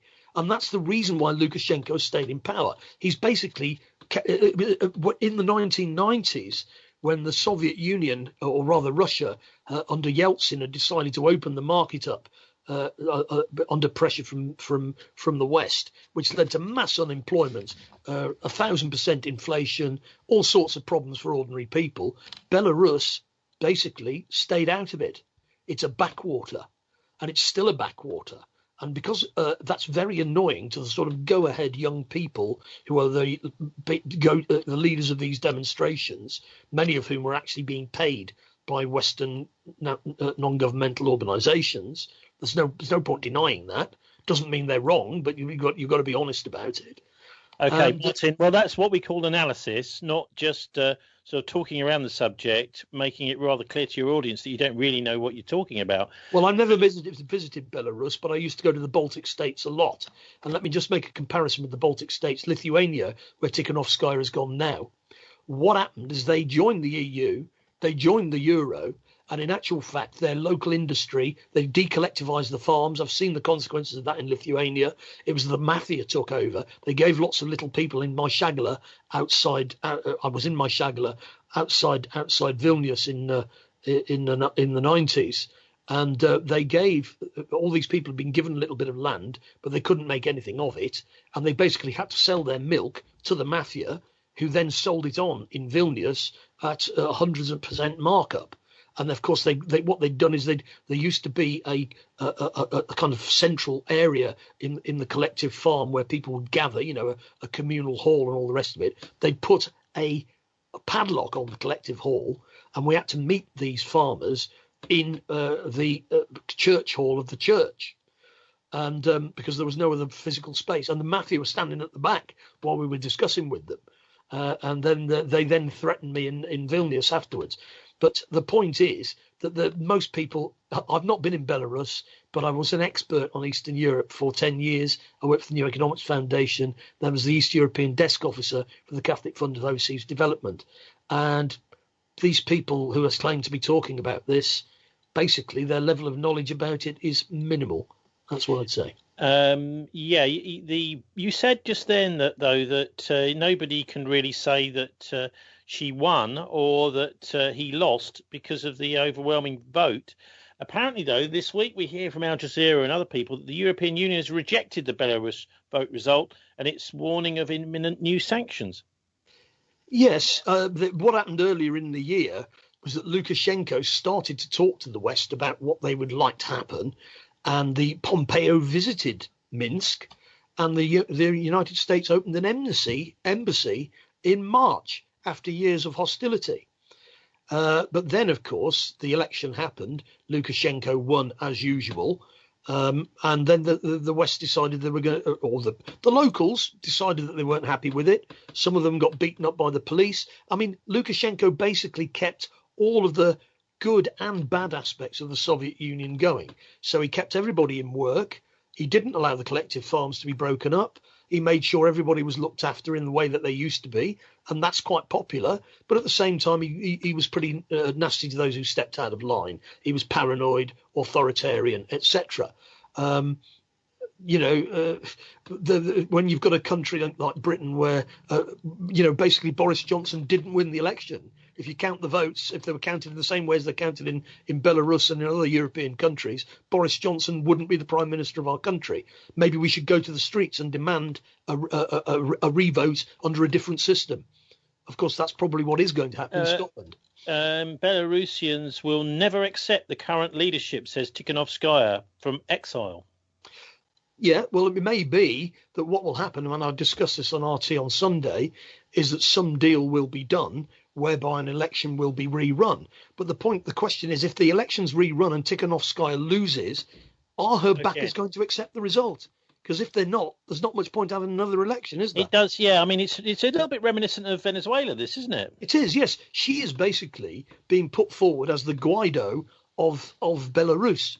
Incidentally, Guaido, this week and last week, he's been photographed loads of times with these Colombian paramilitaries who were involved in drug dealing. And of course, he never stood for a president of Venezuela, and his support inside Venezuela is minimal. But he's being presented by the West, including Britain, as the president of Venezuela, which is why they've not been allowed to have their gold back, which is inside the Bank of England. It's the usual stuff. There's even more. I could go on. There's more complicated aspects to this because Russian mercenaries from Wagner were arrested by Lukashenko's people last week before the election, because they've been tipped off by the Ukrainians that they were there to subvert him after he'd been elected. So Lukashenko has been working on the assumption, he was talking to Pompeo, that he was going to be re-elected and he was going to start being nicer to the West because he wanted, to find out what they wanted. What do you want me to do? He was trying to move away from the Russian control. But of course, all he's done is ended up confronting a colour revolution opposition. Martin, Lukashenko is surrounded on 3 out of 4 sides by the Western powers. Is he going to survive? Well, I think ultimately he probably will survive this, because there's no way anybody can force him to have another election. They just can't. And he's brazened it out this far, so he's just going to brazen it out, isn't he? Martin, what about these protests? Well, look what happened in Ukraine. Yeah, but what happened in Ukraine was ultimately the Maidan protesters were all in the Maidan Square, and then loads of them were shot, 80 of them shot through the head, and several police officers all at once. And what happened subsequently is we've had a court case in Kiev where the Berkut riot police were completely exonerated, because those snipers that had actually carried out the attack admitted they'd carried it out on a video link from Georgia.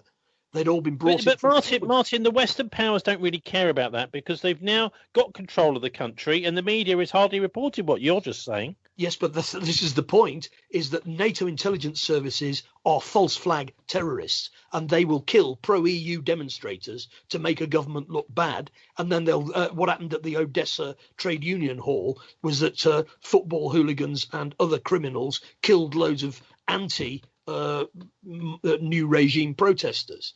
The Belarus has been a bit of a backwater.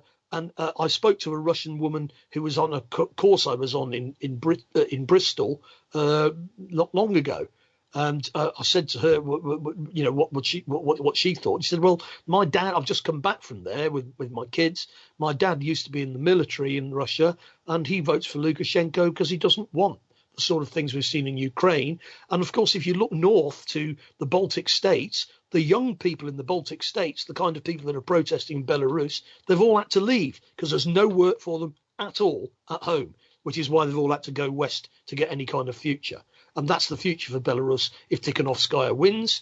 But of course, the Russians will not like that if she came to power, because she's openly saying we want to join the EU and we want to join NATO. I don't think that's at all popular in Russia, in Belarus. Okay.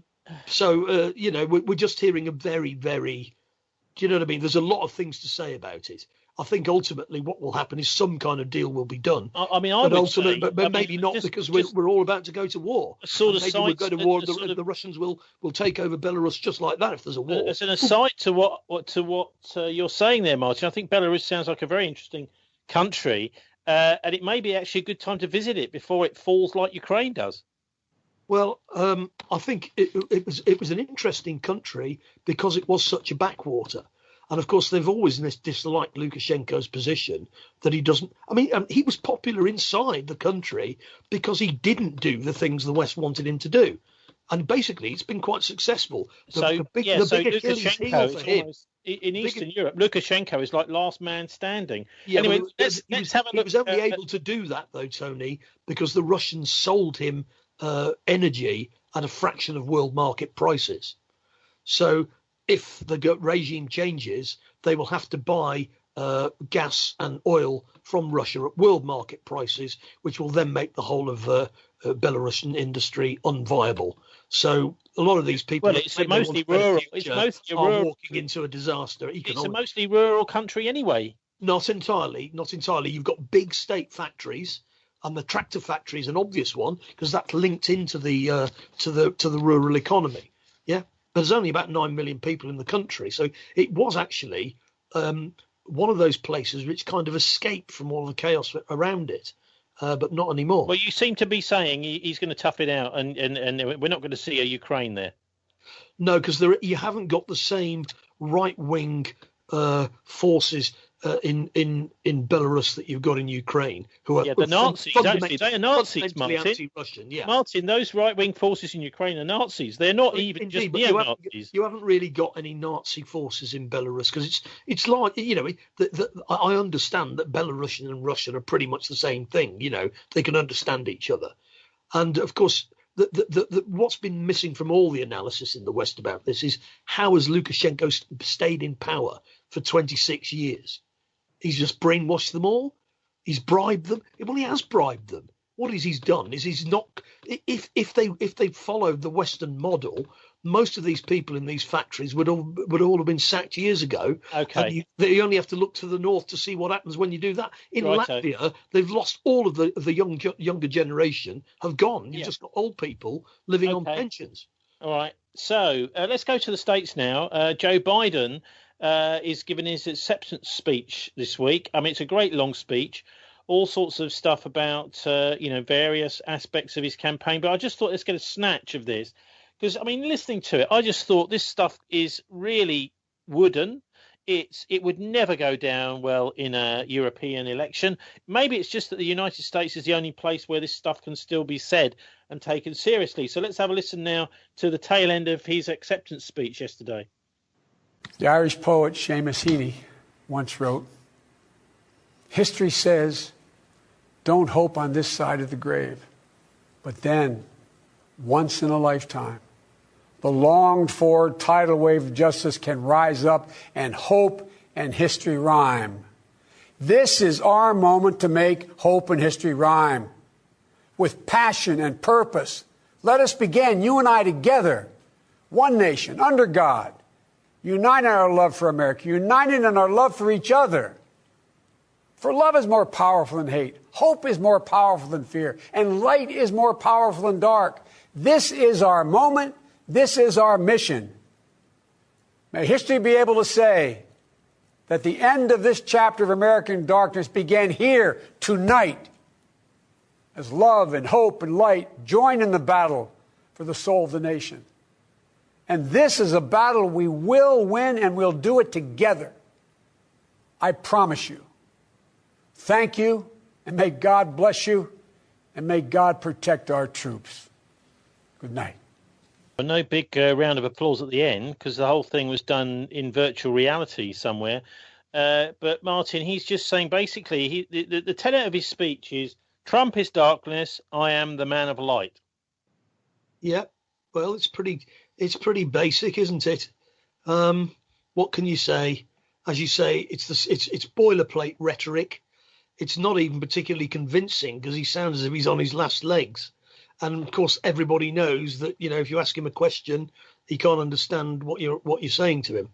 apparently he doesn't function very well without an Autocue in front of him. Well, he's probably getting to the stage where he can't even read the Autocue. I know Trump, whatever else you may say about him, has got the gift of the gab. That's also a bit of a problem because he says loads of stuff just off the top of his head. It's a bit irritating, isn't it, that the way that the Democratic Party, last time they put Hillary Clinton in charge, he was extremely unpopular, and this time they put Biden in charge. It's almost like they don't want to win. They're really trying to do their best to lose. Well, what they don't want is a progressive agenda. The whole purpose don't forget that politics in the US is about money.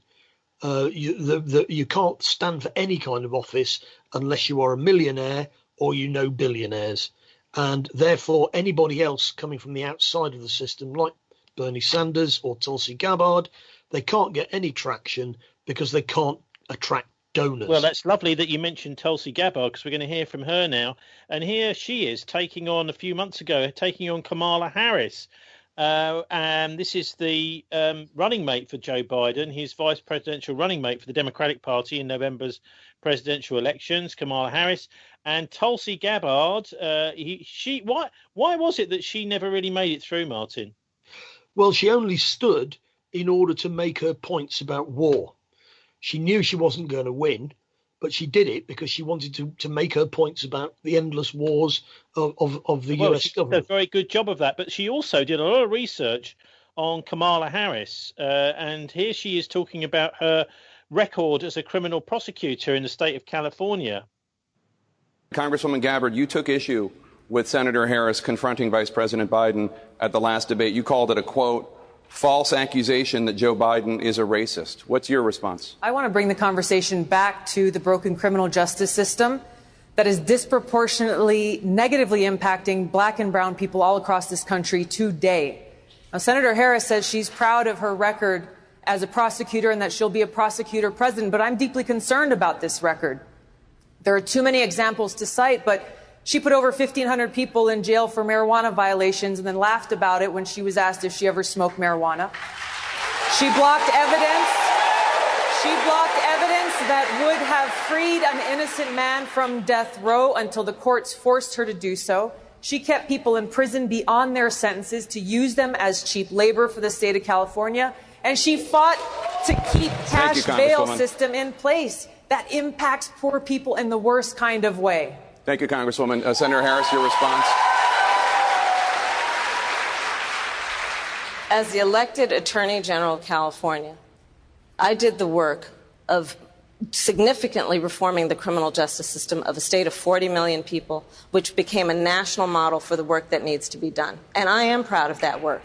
And I am proud of making a decision to not just give fancy speeches or be in a legislative body and give speeches on the floor, but actually doing the work of being in the position to use the power that I had to reform a system that is badly in need of reform.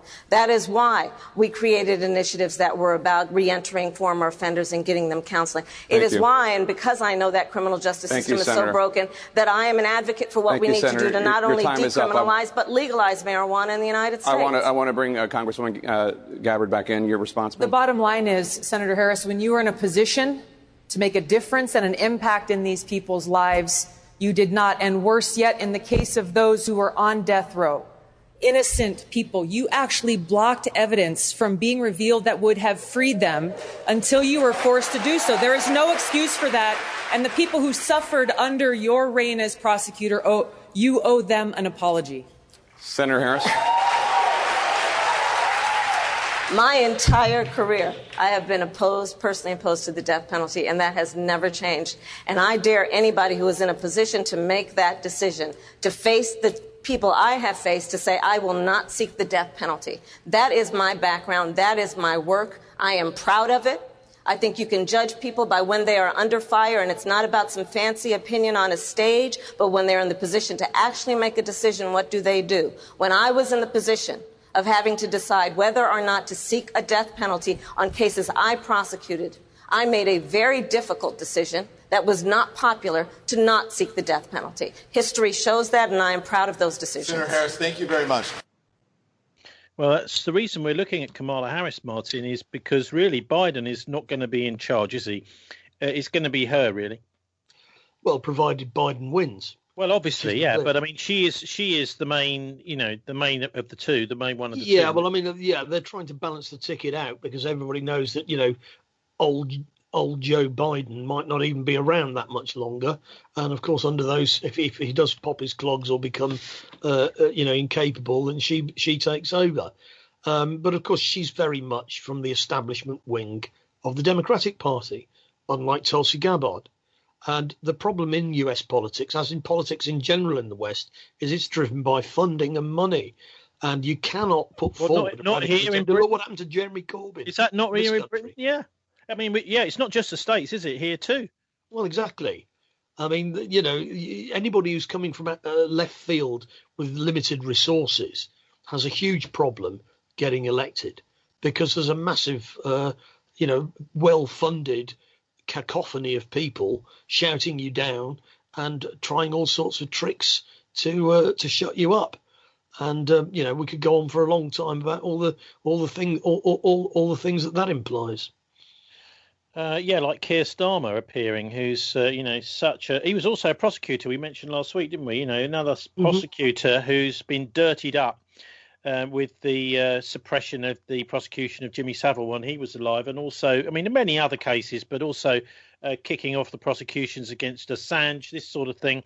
Once you've got a dirtied up prosecutor, then it seems that they're getting a kind of conveyor belt into the most powerful positions in the country, which is utterly perverse. But anyway, look, let's have a listen now to this guy, Klaus Schwab. I suppose before we do, Martin, if there was to be a great reset, in other words, the whole economic system collapses, we have chaos around the world in terms of, basically the money system falling apart, where people's purchasing power goes down to zero, and we're all so dependent on this financial system now. I would say deliberately we've been made dependent by taking those basic human rights, things that we all need, water, food, shelter, etc., and making us pay for them, which we shouldn't have to do. There should all be, I mean, that stuff is a free gift to mankind. The idea that you can't build a house for yourself or that you have to pay for water. Up until very recently in Ireland, it was free. Certainly when I was a kid here in the UK, water was paid as the water rates. And if you were renting a property, it was the landlord that paid for your water, this sort of thing. And that we have been fixed into this financial system, and now the financial system is being like a rug being pulled out from underneath us. So let's have a listen now to this chap Klaus Schwab. He's at the World Economic Forum, the Davos conference, which happens at the beginning of every year, up in the mountains of Switzerland. Presumably, so loads of protesters find it difficult to do anything there. That's the obvious reason, isn't it? We've got that snow around. It's extremely difficult to even survive the night somewhere like that. About the Great Reset. Let's hear from the forum's executive chairman and founder, Professor Klaus Schwab. Thank you, Adrian. It is obvious that we are in the midst of the most severe crisis the world has experienced since World War II. 75 years ago, countries and people came together to shape the post-war global order, which brought us decades of peace, increased global cooperation and prosperity to hundreds of millions of people around the world. The COVID-19 crisis has shown us that our old systems are not fit anymore for the 21st century. It has laid bare the fundamental lack of social cohesion, fairness, inclusion, and equality. Now is the historical moment, the time, not only to fight severe virus, but to shape the system for the need for the post-corona era. In short, we need a great reset. Now is the time to think what history would say about this crisis. And now is the time for all of us to define our own role. What is it that would make it so that history would look at this crisis as the great opportunity for reset? The Great Reset is a welcome recognition that this human tragedy must be a wake-up call. It is imperative that we reimagine, rebuild, redesign, reinvigorate and rebalance our world. rebalancing investment, harnessing science and technology, and advancing the transition to net zero emissions, all elements of the Great Reset, are fundamental to building the future we need. And I'll give you a moment to shake off the creepiness of these people at the World Economic Forum. It's headed up by a guy named Klaus Schwab. Yeah, so the Great Reset, Martin. I mean, if you were sitting there with your blank piece of paper looking at a global economic system, that is to say, the IMF, the World Bank, the Bank for International Settlements, the regulation of international banking, what would be your bullet point list for the actual things that these guys should be doing? Well, the obvious thing is to cooperate sensibly with the leadership in China, because they are the coming thing, and the Chinese are very unhappy because the whole international system has been geared for 500 years around the needs of the Western powers. And all of that stuff there about sustainability, inequality, they're coming out with all of this stuff, but we know who they are. They're the ones who benefited from the crisis in 2008 and are making out like bandits from the crisis we're in now. So the idea that these people are the solution is part of the problem. They see themselves as indispensable, whereas in actual fact, what the Chinese are proposing to do is a Marshall Plan for the developing world. But of course, the West doesn't want a Marshall Plan for the developing world. They want the developing world where it's always been. We were talking about Mali earlier. Yeah, I mean, what you're saying is the Chinese have got a global reset Plan B. Well, they've got their own version of it. I mean, basically, something is going to happen as a result of this crisis that we're in. There's no doubt about it. It's the biggest systemic crisis since World War II. But the most likely thing to come out of it is World War III. I mean, what else does people expect? And of course, if the Chinese are victorious, and it won't necessarily be a nuclear exchange, it could just go on as a lot of fisticuffs, as we've seen between India and China in Ladakh. Ultimately, there's no reason why the Western powers shouldn't accept a cooperative relationship with them and with the Russians. But they don't want one. They don't want to change what's going on. They want to retain power, and they're using all of this rhetoric about inclusion and environmental concerns as a means of basically staying in power and doing what they want. Anyway, the author of Killing the Host, Michael Hudson, is one of the greatest analysts on this whole system, and he puts it so clearly, Martin. I find, his take absolutely brilliant. The idea, of course, here with this Killing the Host concept is that the financial system is being what they call financialized, so that it's just becoming about money, and the actual activity of the economy, businesses, etc., particularly small businesses, the money passing around families, etc., is insignificant. What really matters is various casino gambles that are being done by the multi-billionaires and trillionaires. Well, as Keynes pointed out in the 1930s, speculation is part of human nature. People are always going to want something for nothing. But it's not really a problem if you've just got some marginal people who are speculating on the margin of the economy. But if they become the economy, I mean, look at the stock markets now all over the world. In the developed world, they're all rising astronomically. They're rising exponentially at the same time as the real economy is collapsing. That can't be right. There's a complete disconnect between the two. And obviously what will happen at a certain point is the financial services sector will collapse down to its real size and overshoot, and that will be the crash. And there won't be any rescuing of anything after that. Well, there's a great, and then at that point, the war really gets going on a micro level.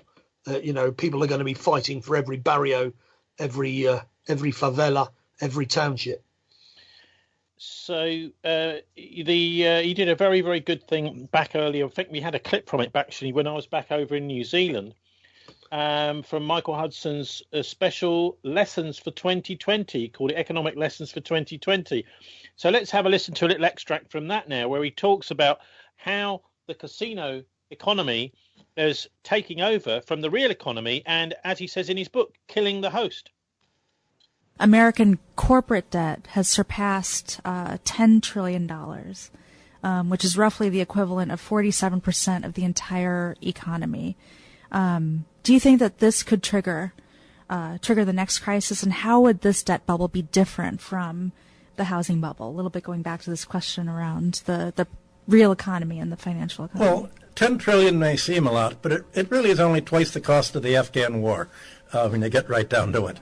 Nonetheless, Wall Street is increasingly worried about the corporate junk bonds. With interest rates down to about 1%, there have been a lot of speculators and corporate raiders that borrow very inexpensively to buy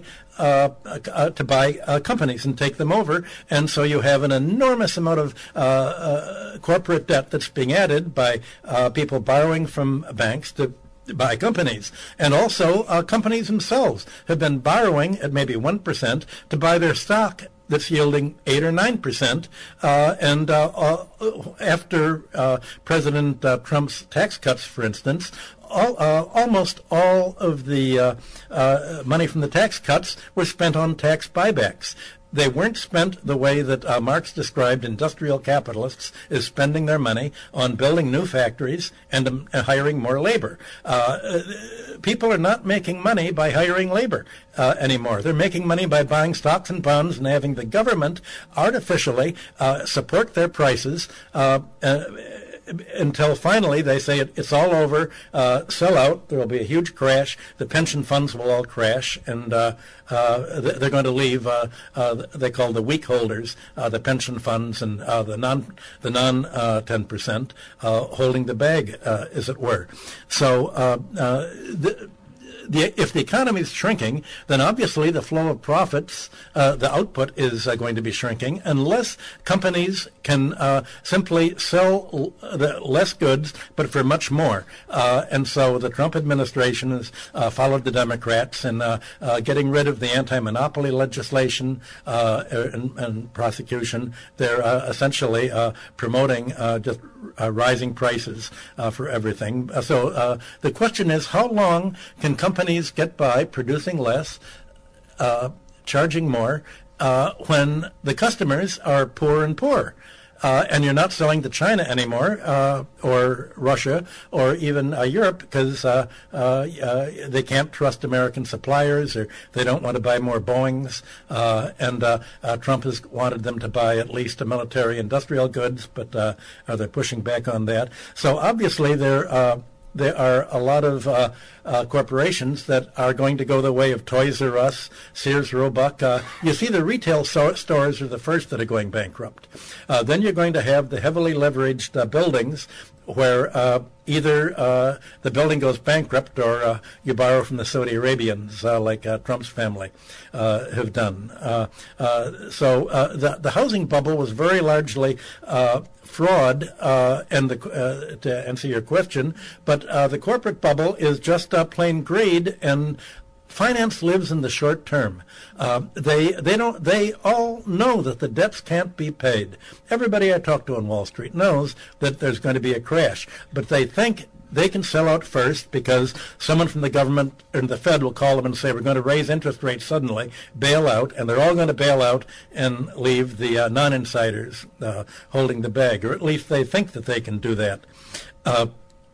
But this isn't talked about in the press because bad economic news doesn't attract advertisers to the newspapers. And newspapers, their clients are the advertisers, not really the readers. So the newspapers are going to say, yes, the economy's growing, everything's doing fine. And politically, the media worry that if they say, well, we're in an economy that's shrinking and living standards are going to fall, then Wall Street's siphoning off the money, then people are going to turn socialist. Well, obviously, you're not going to have the government economists creating a body of socialists by telling them how the economy really works and what's in store for them all. So that's the problem, cognitive dissonance. Martin? That's pretty accurate. What he's very good at is pointing out the difference between productive and unproductive investment, which was actually common sense in the 19th century. Economists like Adam Smith, David Ricardo, Karl Marx, they all distinguish between productive and unproductive investment. And what that means is, and of course it's in Keynesianism as well, investment for Keynes is when you actually build a factory and employ people. The word investment in English also means buying stocks and shares.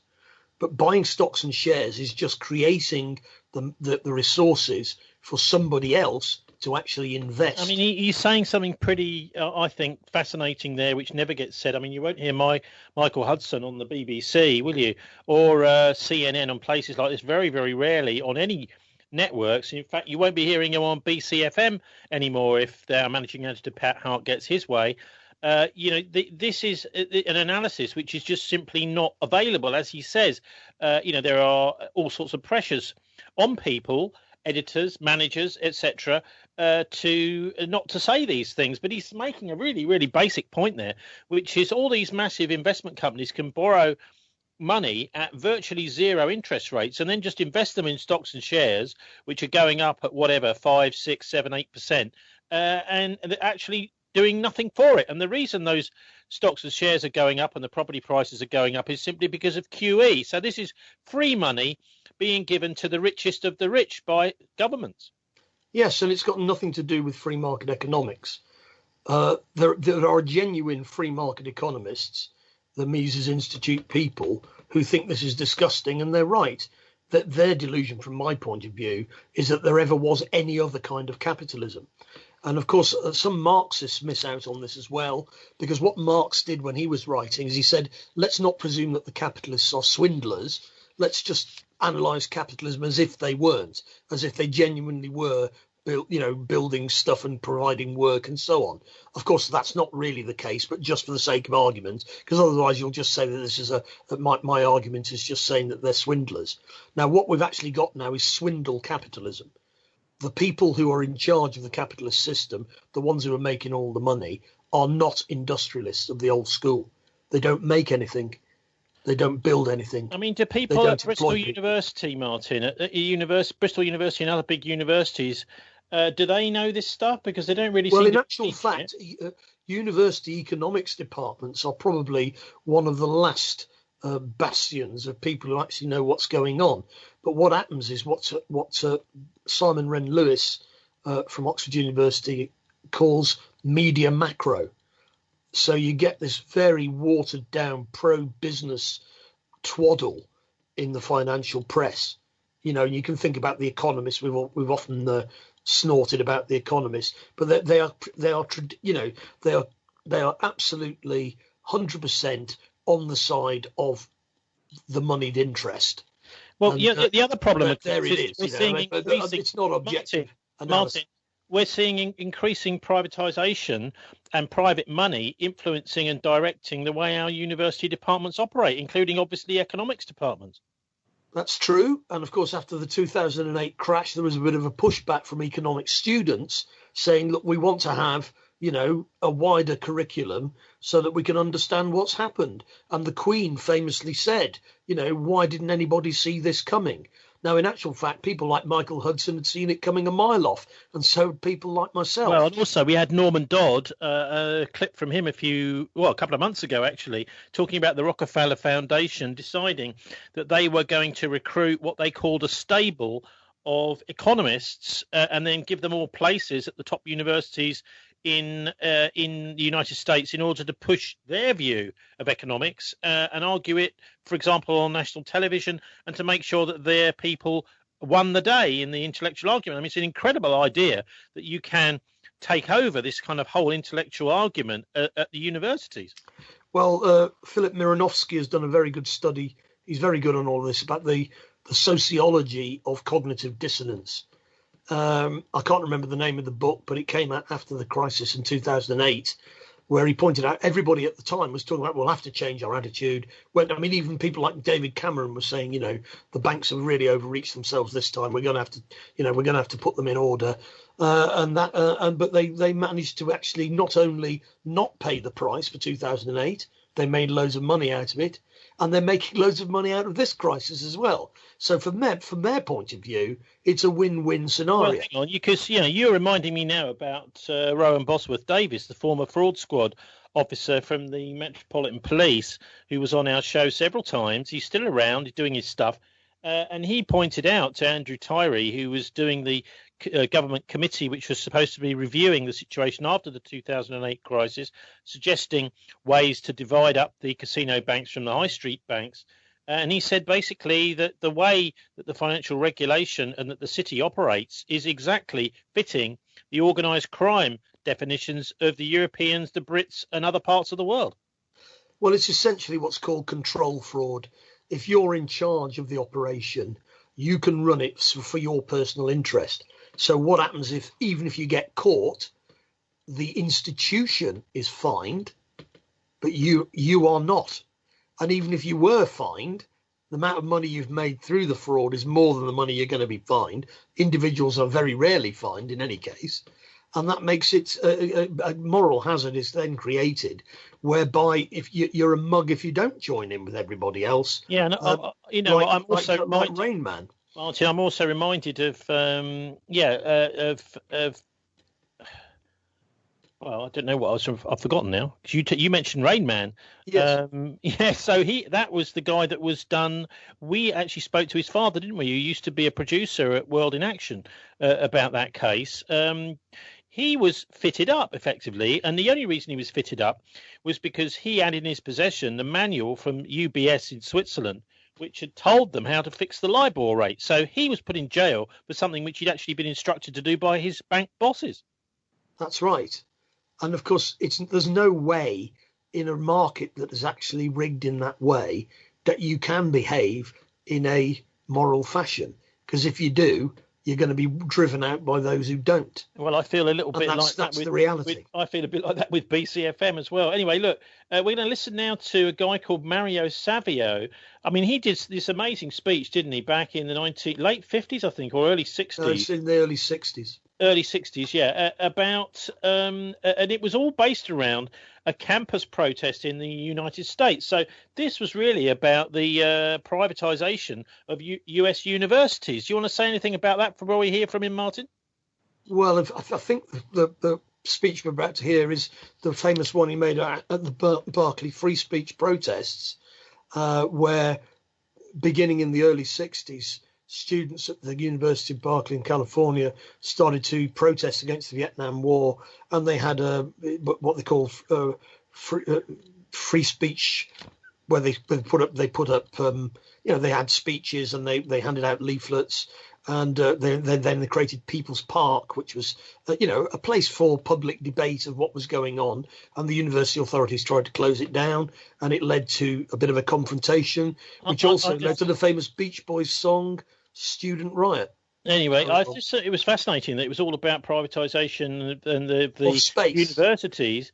And what they were saying effectively was that, basically we're not animals, we're not sheep. You can't just buy and commodify our minds and our brains and program young people, although that seems to be the way things have gone since. So anyway, let's have a little listen to, I don't think it's him to start with, it's another speaker, but we end up with hearing Mario Savio now.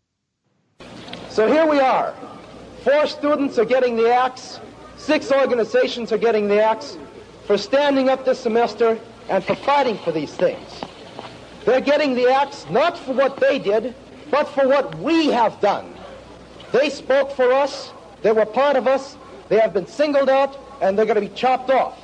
We were told the following: if President Kerr actually tried to get something more liberal out of the regents in his telephone conversations, why didn't he make some public statement to that effect? And the answer we received from a well-meaning liberal was the following. He said, would you ever imagine the manager of a firm making a statement publicly in opposition to his board of directors? That's the answer. I ask you to consider, if this is a firm, and if the Board of Regents are the Board of Directors, and if President Kerr, in fact, is the manager, then I tell you something, the faculty are a bunch of employees, and we're the raw materials. But we're a bunch of raw materials that don't mean to have any process upon us, don't mean to be made into any product, don't mean to end up being bought by some clients of the university, be they the government, be they industry, be they organized labor, be they anyone. We're human beings. There's a time when the operation of the machine becomes so odious, makes you so sick at heart, that you can't take part. You can't even passively take part. And you've got to put your bodies upon the gears and upon the wheels, upon the levers, upon all the apparatus, and you've got to make it stop. And you've got to indicate to the people who run it, to the people who own it, that unless you're free, the machine will be prevented from working at all. So revolutionary, rousing words, though, there from Mario Savio. Yeah, he's. I mean, it is true here now, isn't it? You know, that speech, what we're talking about there, 60 years ago or so. I mean, that is really he's saying, look, students are not commodities, but actually increasingly they are, aren't they? A bit like we were hearing about the newspapers, where the readers are a commodity, really just to be served with comforting news for the sake of the advertisers. Yeah, well, the second bit of that speech is famous because, of course, it began. It was a turning point in the rebellion of educated young people in the US against the Vietnam War. Mario Savio himself was a physicist. He ultimately became a professor of physics. He's dead now. He died not long ago, and that was a very famous moment because suddenly, and of course, the point he was making led to lots of direct action. So the whole idea that we're not just going to wait for the next election, we're going to start putting our bodies on the gears of the machine so we can stop the machine working, and that had a great deal of influence. He's also talking about civil disobedience, isn't he? He's talking about civil disobedience. He's saying effectively that just staying within the law is going to try and corral you. Actually, what you need to do is to decide your own role in society, rather than have that legally spelt out for you by a financially influenced and basically a finance system which is dominating the legislation. Yeah, and of course, everything that they were opposing in the early 60s there in California, we've got it all on steroids now, and we really are just as badly off as we were then, but worse.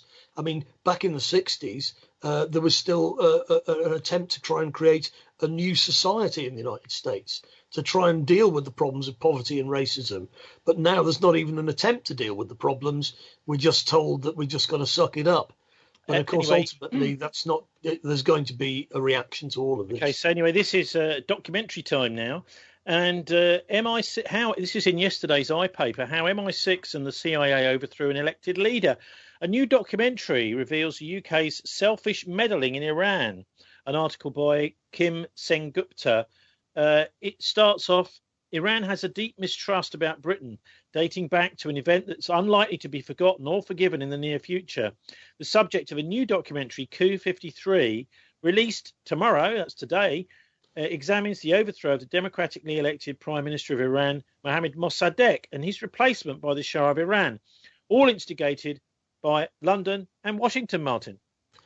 Yeah, I mean, people don't know what happened yesterday. So what happened in 1953 seems like, millions of years ago, but it isn't. People in Iran all know that the democratically elected government of their country was overthrown by MI6, the same people that were chummy with the Islamic fighting group in the 1980s.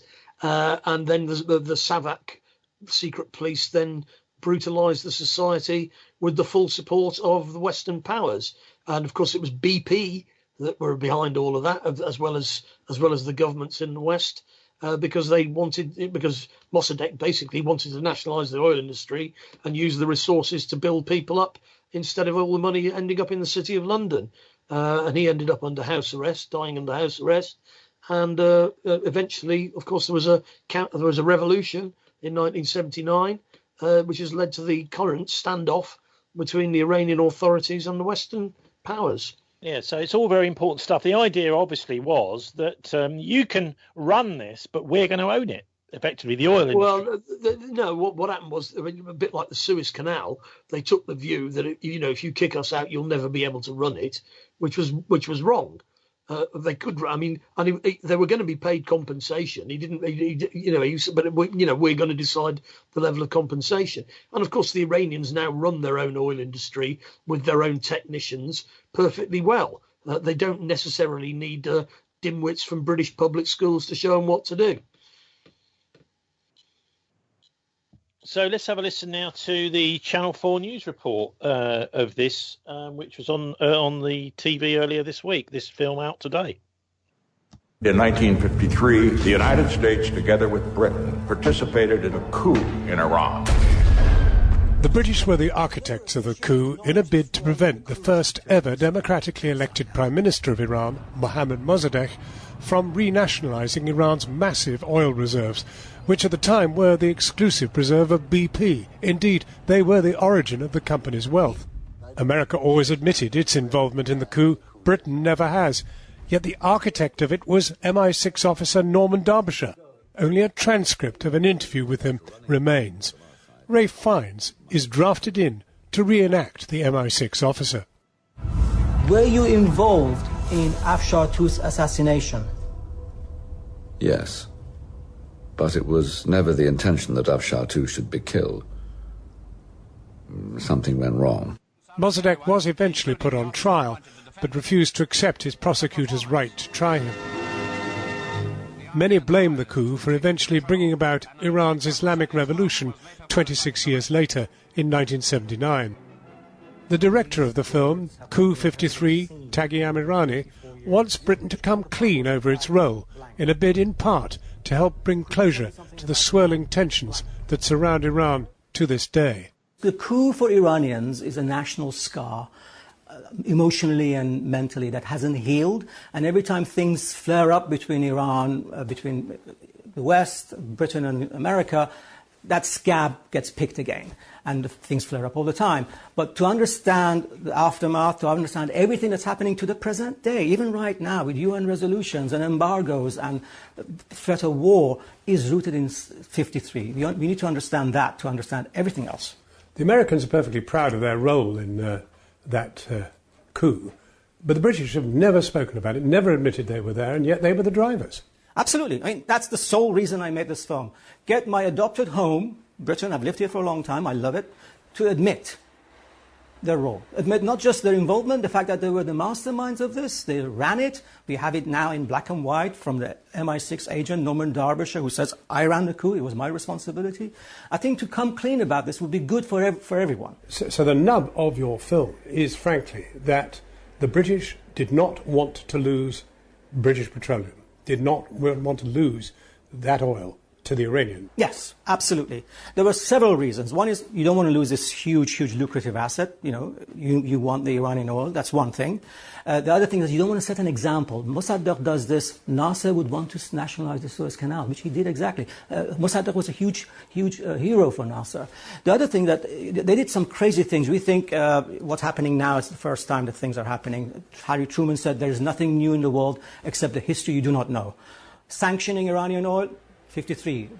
The British put on an oil embargo on Iran.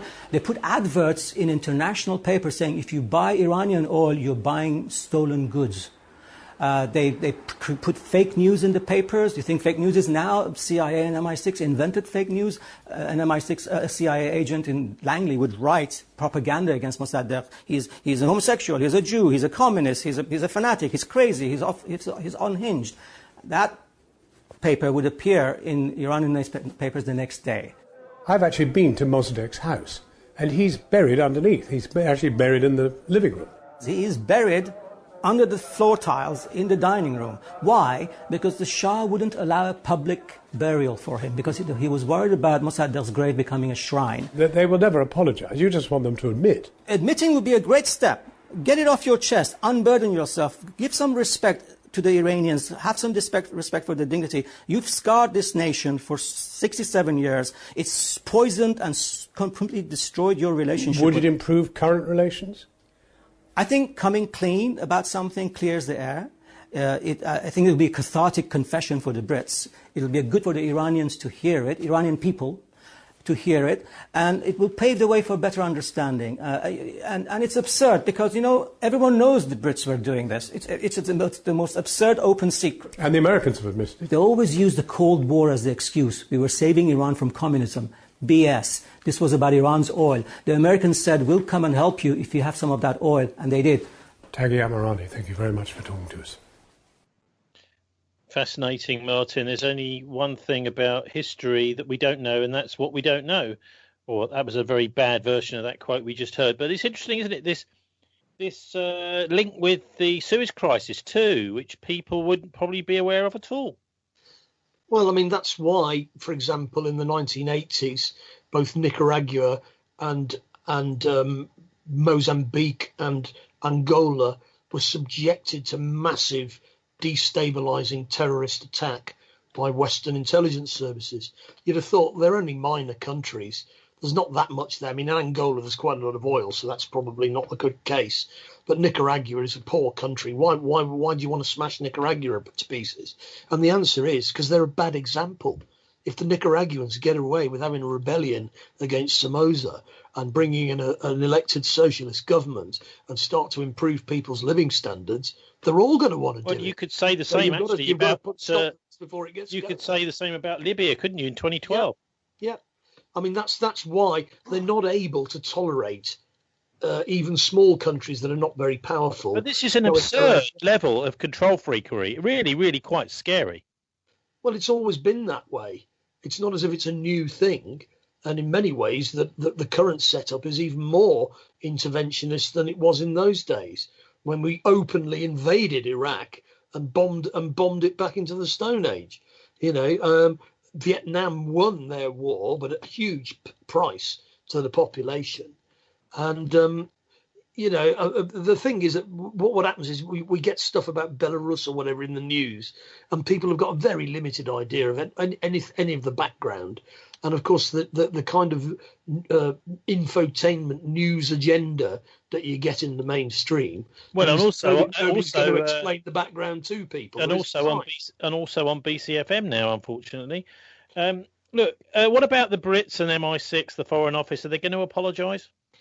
Well, even if they did, I think the idea... Will they admit it? Those are the two things, isn't it? Well, will they admit it? Will they apologise? Well, the British have a tendency not to apologise for anything.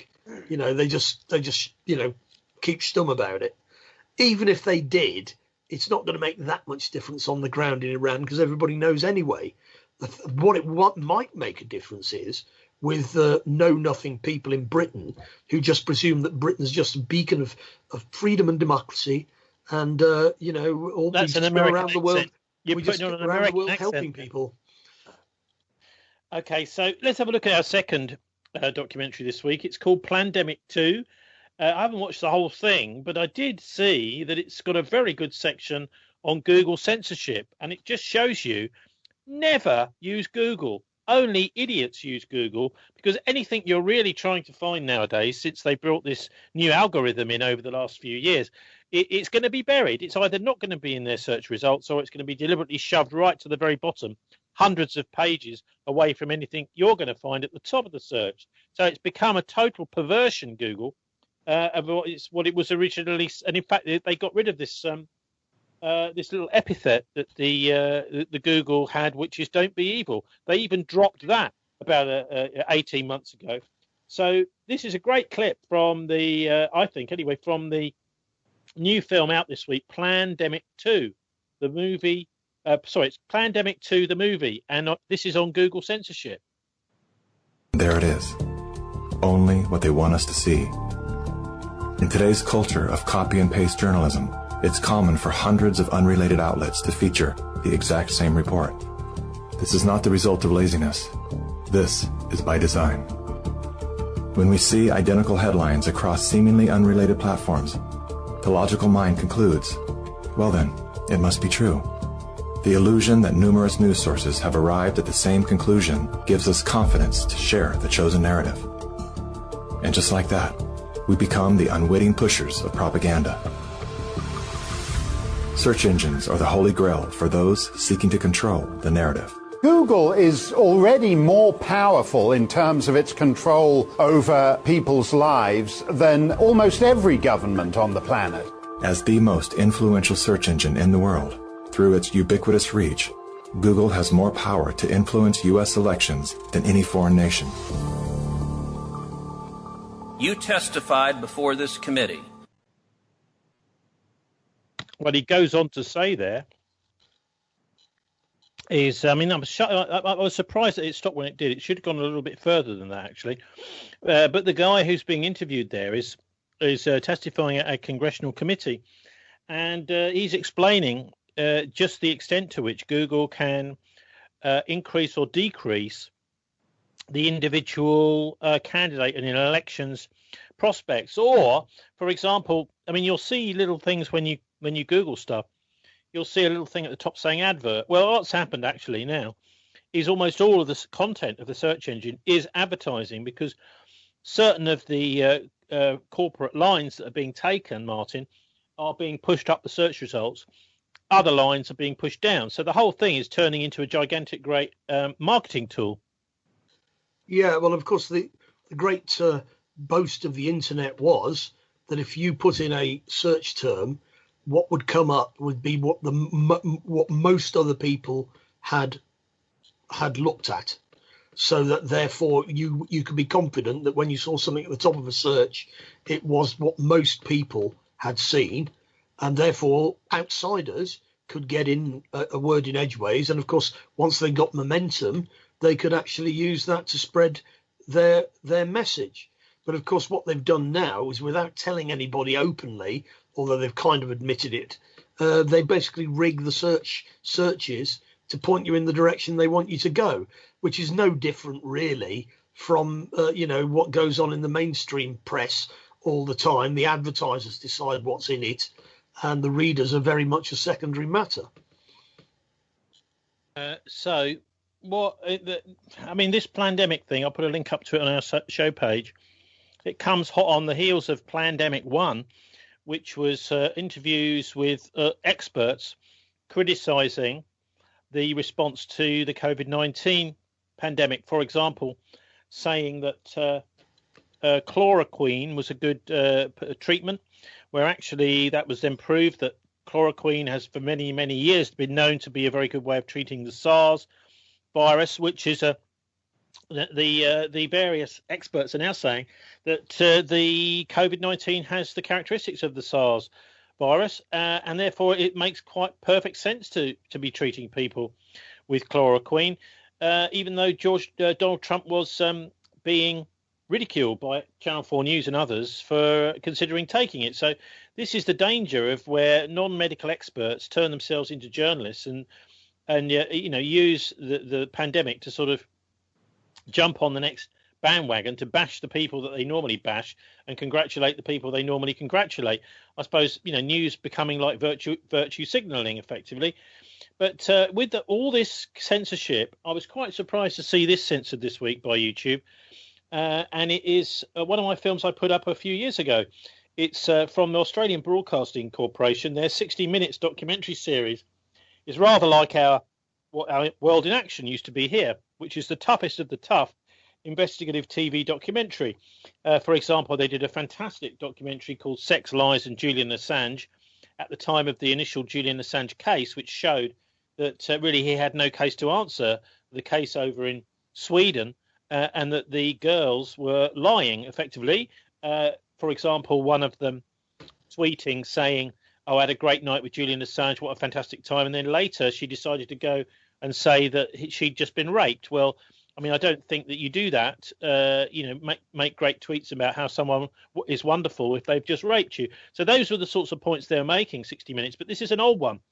This is from 1989, and it is about Satanism in Britain. So the Australians actually came over to the UK and were doing documentaries about satanic ritual abuse here. Now, the context of this, of course, is that the idea that ritual abuse takes place is completely taboo in the mainstream press now.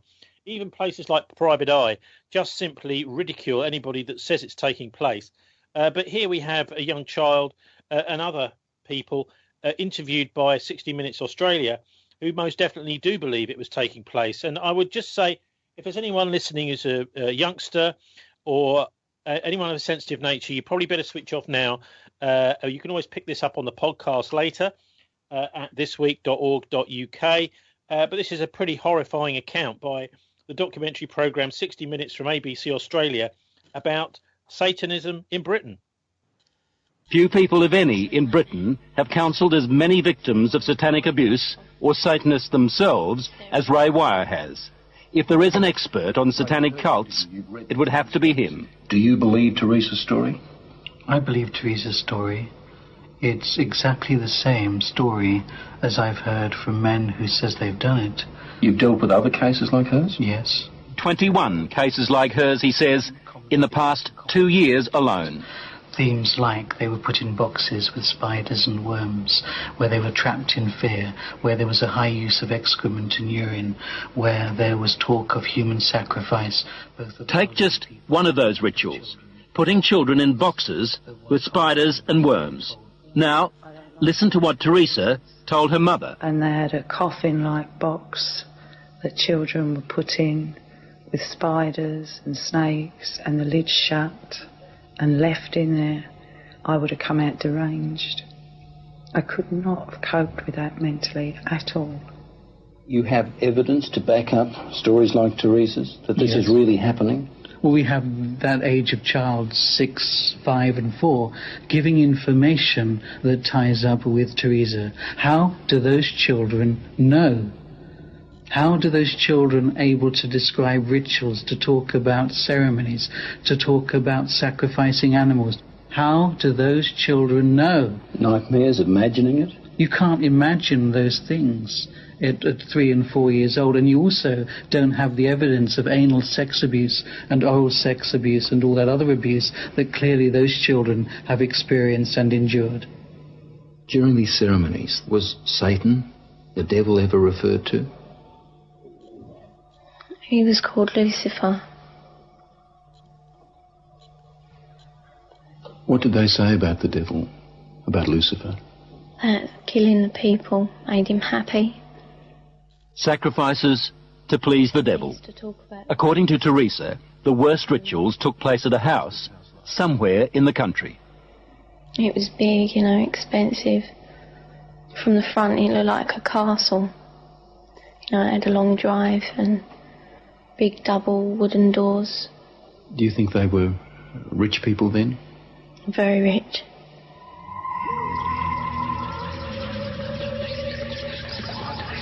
Now, where was this big house somewhere in the country? Teresa says she can't take the police there because the Satanists made sure she'd never know how to find it. Teresa was always drugged, or on a couple of occasions she says she was knocked out, so that she never fully knew the route. There was a tramp who was brought in once, you know, and he was killed. He was cut from his throat down to his stomach, and they ate him, or bits of him. They killed a man at a ceremony? Yeah. In front of you? Yeah, in front of all of us. Did the tramp, did this man fight back? No, I think he was, you know, drunk or something. He seemed really dopey. He was laughing a lot when he was brought in. And he started screaming when they began to cut. But after a while, you know, he died. I'd seen a few killings before then. Although I wasn't used to it, you know, that was the worst one. I really don't know what I thought. I suppose I thought, thank God it's not me. Let me get this right now. Are you saying that you saw more than one person killed in that house? Yeah. I've seen loads of babies killed there. Just newborn babies. Or aborted ones which were only small. 4-year-olds. Any age, really. Did they ever say they might kill you? They threatened to kill my little girl, who, when I left, was still at the house. A friend? Huh? What little girl? My little girl, Alex. She's about 4 now. You mean you had a child? Yeah. How old were you when you had that child? 11. Motherhood at the age of 11. I never talked to But from what Teresa told her mother, it wasn't the only pregnancy. We think about 7 or 8 times. It's hard to say. It was constantly happening from the time she was capable of being pregnant. What happened to the pregnancies, to the babies? They were aborted by my nan or by one of the doctors at the house. There were doctors there at that house? Yeah, there was 2, I think. Yeah, and a nurse. What would happen to the fetuses, the unborn babies? I used to be taken away most of the time, and one time baby was taken out of me and then killed in front of me because it was still alive. And then, what would happen? Well, after they killed it, they would eat it. But we were also made to eat it. You were made to eat your own fetus? Yeah. Who made you do this? My nan. You'd think the one person in the world you could leave a little girl with would be Grandma. Someone to give her love and protect her from harm. Yet, when Teresa was left to live with her grandmother, they might as well have handed her to the devil himself. Grandmothers, I mean, the vision it conjures up for you, a sweet old lady with grey hair, rosy cheeks, holding her arms out to love her grandchildren. And it was exactly the reverse. But why was Teresa living with Nan in the first place and not with her mother? Well, when my first marriage broke up, I took the children with me and couldn't cope. So I gave them to their father, who in turn moved to his mother's. To Nan's place? Yeah. And when he left the Nan's place, he left the children there. How do you feel now towards her grandma and the other people who did all those things to your daughter? They disgust me. They are the worst form of life this earth has had the misfortune to create. Vile. Did you ever try to run away? You must have been frightened. A couple of times I did, but my uncle, he caught me and brought me back. Going to the police? Did that occur to you? No. I thought it was normal, you know, even though I didn't like it. You know, I mean, you don't like to eat greens, but you know, somehow I thought it was just being called to be kind or something like that. She said to me it was something that everybody did. She thought, you know, like you don't like going to school or the dentist, you don't like going to the black masses. It was never any different. I didn't have nothing to compare it to. All part of life, Teresa thought. Even a miscarriage one day at school. Yeah, I asked the teacher if I could go to the toilet, and she allowed me out. I went into the toilet and the baby was in my knickers.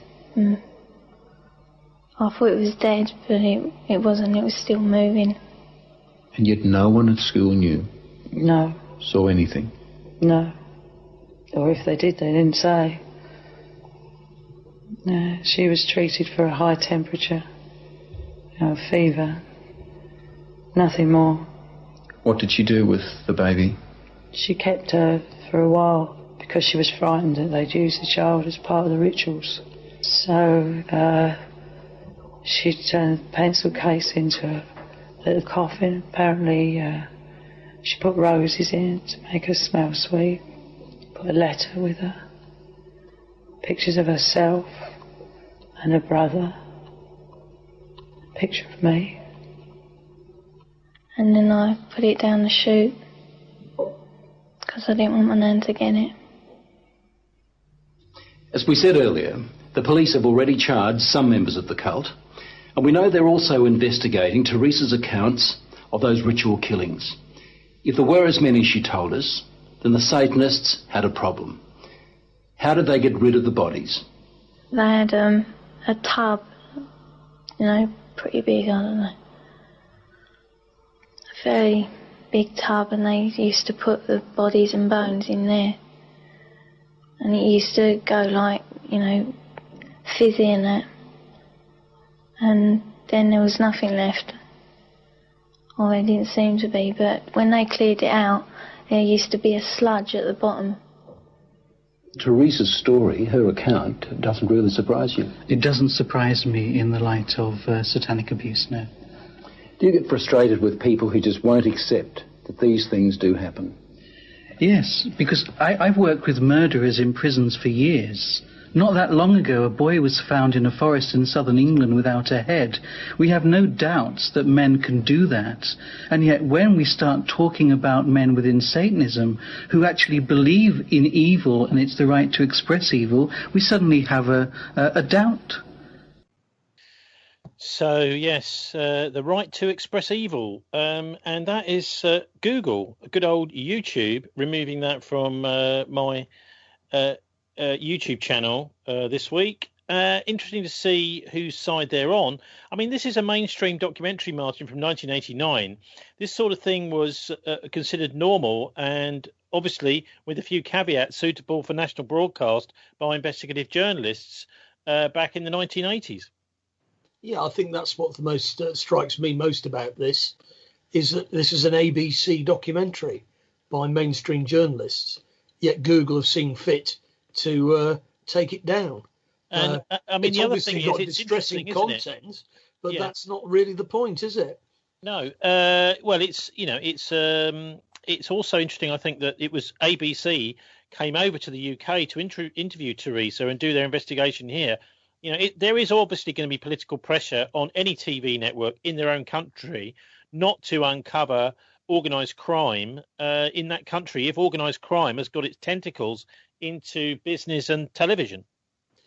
Yeah, well, I mean, the King Cora Boys Home scandal was where MI5 were basically prostituting young boys for political purposes in Northern Ireland, and it's well known across the political spectrum what went on there. The police have been investigating it for years. But I don't know what happened in that particular case. I don't know what political connections these people would have had, but the way she's talking about it, it sounds as if they're wealthy and so on. But I mean, coming back to the issue of censorship, what right do Google have to take down an ABC documentary from 1989? People may agree or disagree with the content, but surely there's no reason why that should be removed from the internet. So. Yeah, I mean, what they've said is that there's some company that owns some rights in it. So anyway, I'll be fighting that and seeing if I can get it back up online. And I'll also put up a link on our show page to that documentary on another platform, obviously not YouTube. I mean, what do you make of the whole idea of ritual abuse and Satanism, Martin? Do you believe in it or not? I don't know, Tony. There's plenty of weird people out there who've got lots of weird ideas, and of course, we know that the intelligence services use all sorts of mechanisms for blackmail, including prostituting young children as a means of blackmailing people that they want to blackmail. We know they do that. And of course, and we know that they carry out false flag attacks. We know they carry out assassinations. We had the MI6 guy earlier saying, yes, we killed this guy. Now, what people have got to realise is that is the real world. That goes on. And, the idea that it doesn't go on, and you've got to be careful because, of course, there are false allegations and all sorts. But nevertheless, the idea that these things don't happen is for the birds. I mean, you can see a kind of perverted spiritual purpose in this black mass ritual, and that is to sort of basically dirty people up so they feel that they can go and do these things out in the wider world. Yeah, well, it may be that they're genuine Satanists who generally believe in Satanism, or maybe what they're really doing is they're creating a blackmailable clientele. Yeah, the people who are coming in to participate in all of this may be senior people in politics and business and that's the purpose of it. Well, maybe. And of course, I mean, and in any case, you use a psychological torture like this uses all kinds of techniques. Yeah, or maybe, Martin, it's just a death cult like the Skull and Bones. Anyway, time to sign off now. Thanks to our guest, Irish Republican Labour activist Martin Summers, also to studio engineer Dave Bazanko. Download our MP3s and listen in the car or anywhere you like. You'll find this show's podcast, story links, comment page, and our contact details at thisweek.org.uk. I'm on Twitter at Tony Gosling. Here's wishing you a relaxing and enjoyable weekend. Sunday evenings at 6 with Danny Lopch on BCfm, always worth a listen. Do please join us for the Politics Show live stream, 5 o'clock next Friday. God bless, and don't let the banksters get you down.